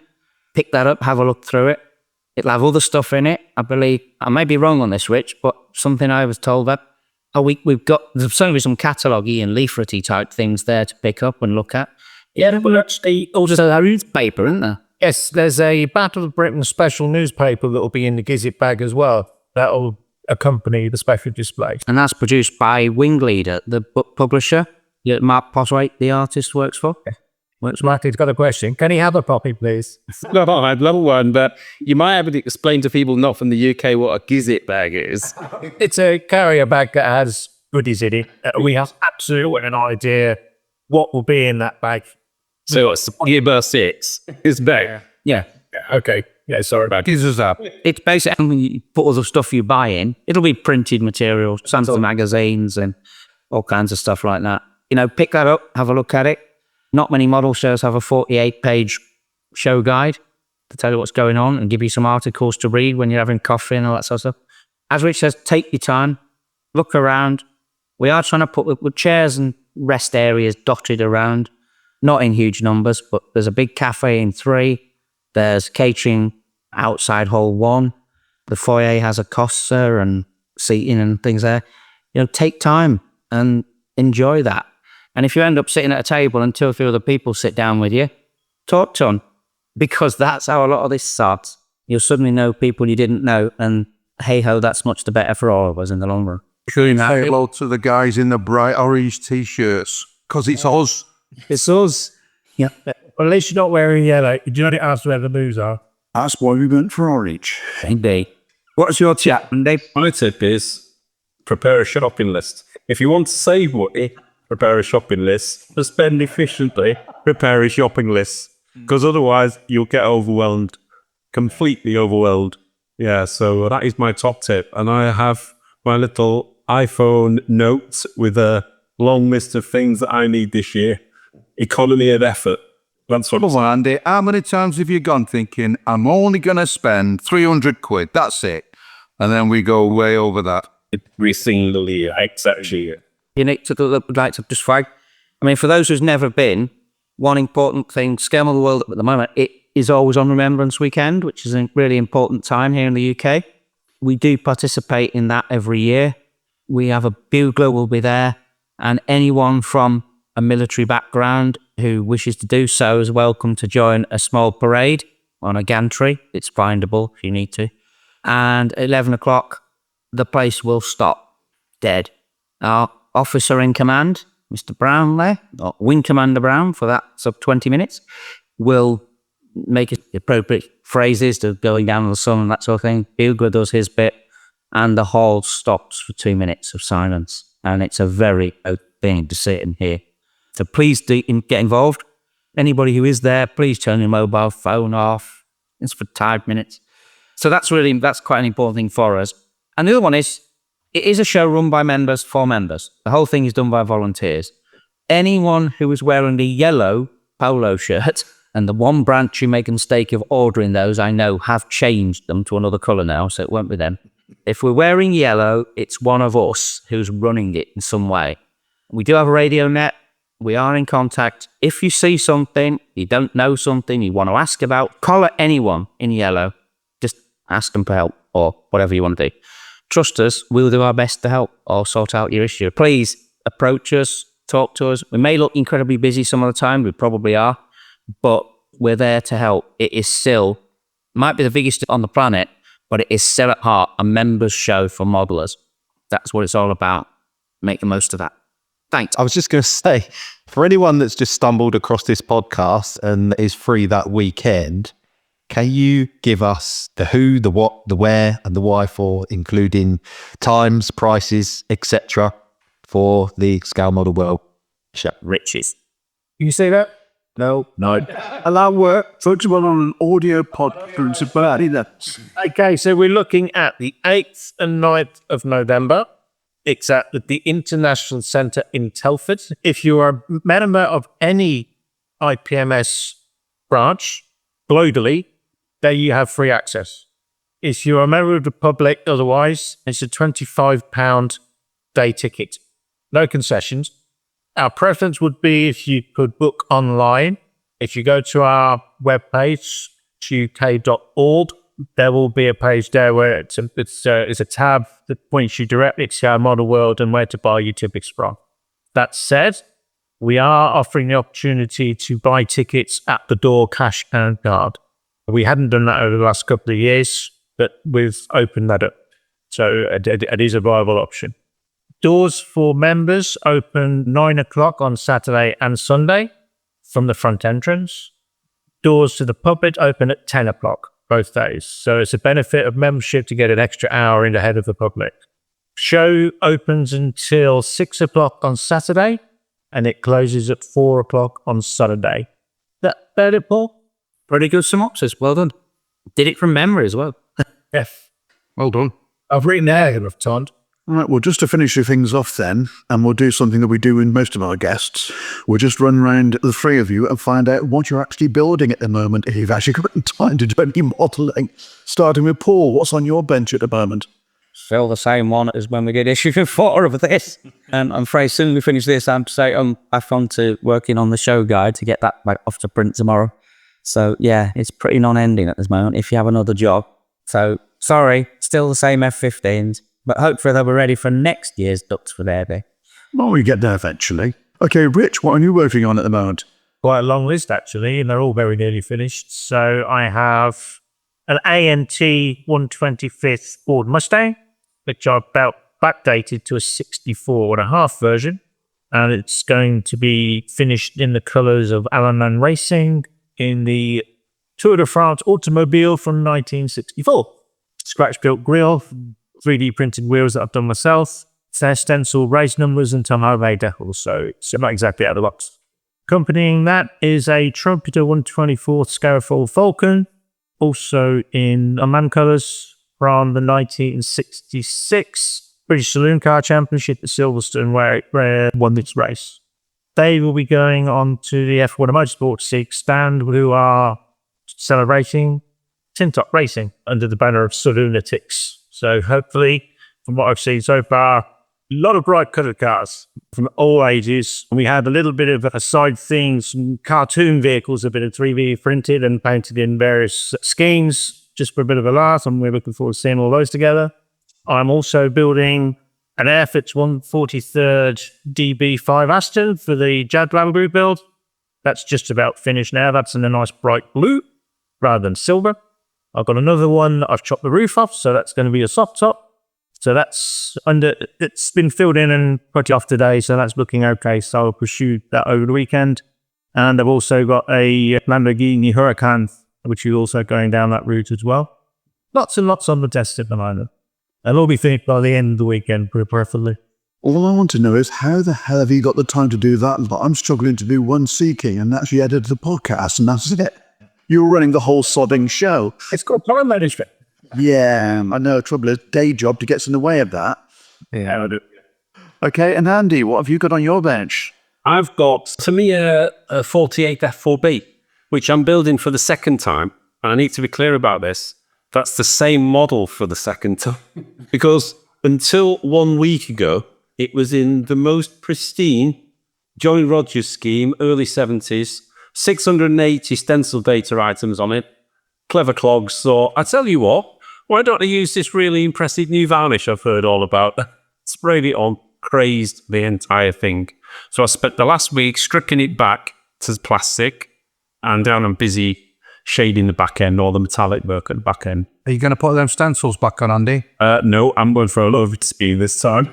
Yes. What was the new language code you actually invented when that happened? Oh, I can't you? Not fit for broadcast. Oh dear. It was proper Mancunian. With proper Mancunian. But it will be, it's going well now, second time around. Will that be ready for Telford? It might be, actually. It might be. Gentlemen, thank you very much for your time. I think the points and the information we've got across should hopefully give those that are attending and didn't know the background onto the show a little bit of more of an insight on what actually goes on behind the scenes. And for those that are thinking about should I or shouldn't I, hopefully it's now made you make your mind up and actually you're going to go and have a fantastic weekend. So Paul, Andy, Rich, thank you very much. And we look forward to meeting you in person at the weekend. All right, thank you, Brownie. Cheers. Hey, paradise. Paradise. Hey, bye, all.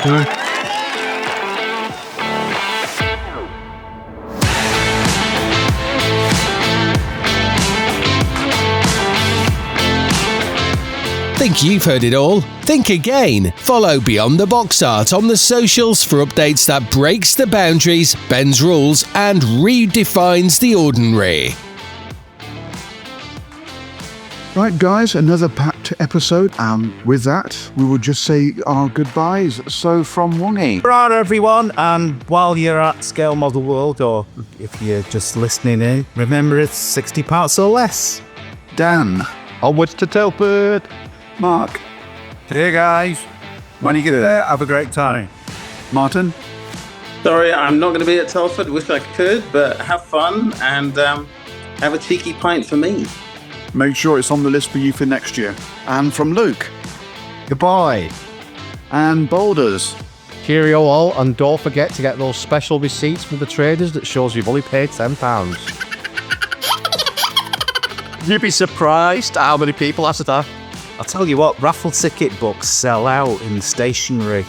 I don't know how to end that. So from myself, thank you very much for listening, guys. And don't forget, Saturday, midday, special episode. It's what Revell is bringing out at the start of 2026. So till then, bye.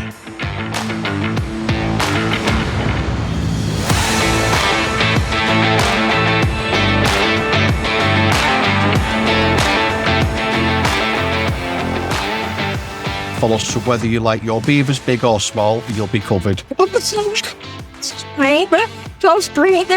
Sorry, I didn't even read that bit. I didn't even see that, but that's funny. I can't believe that beaver bit came in. That just threw me when I read it out. I just besides laughing. It's funny though, because I wonder how many people will actually laugh at that when it comes out.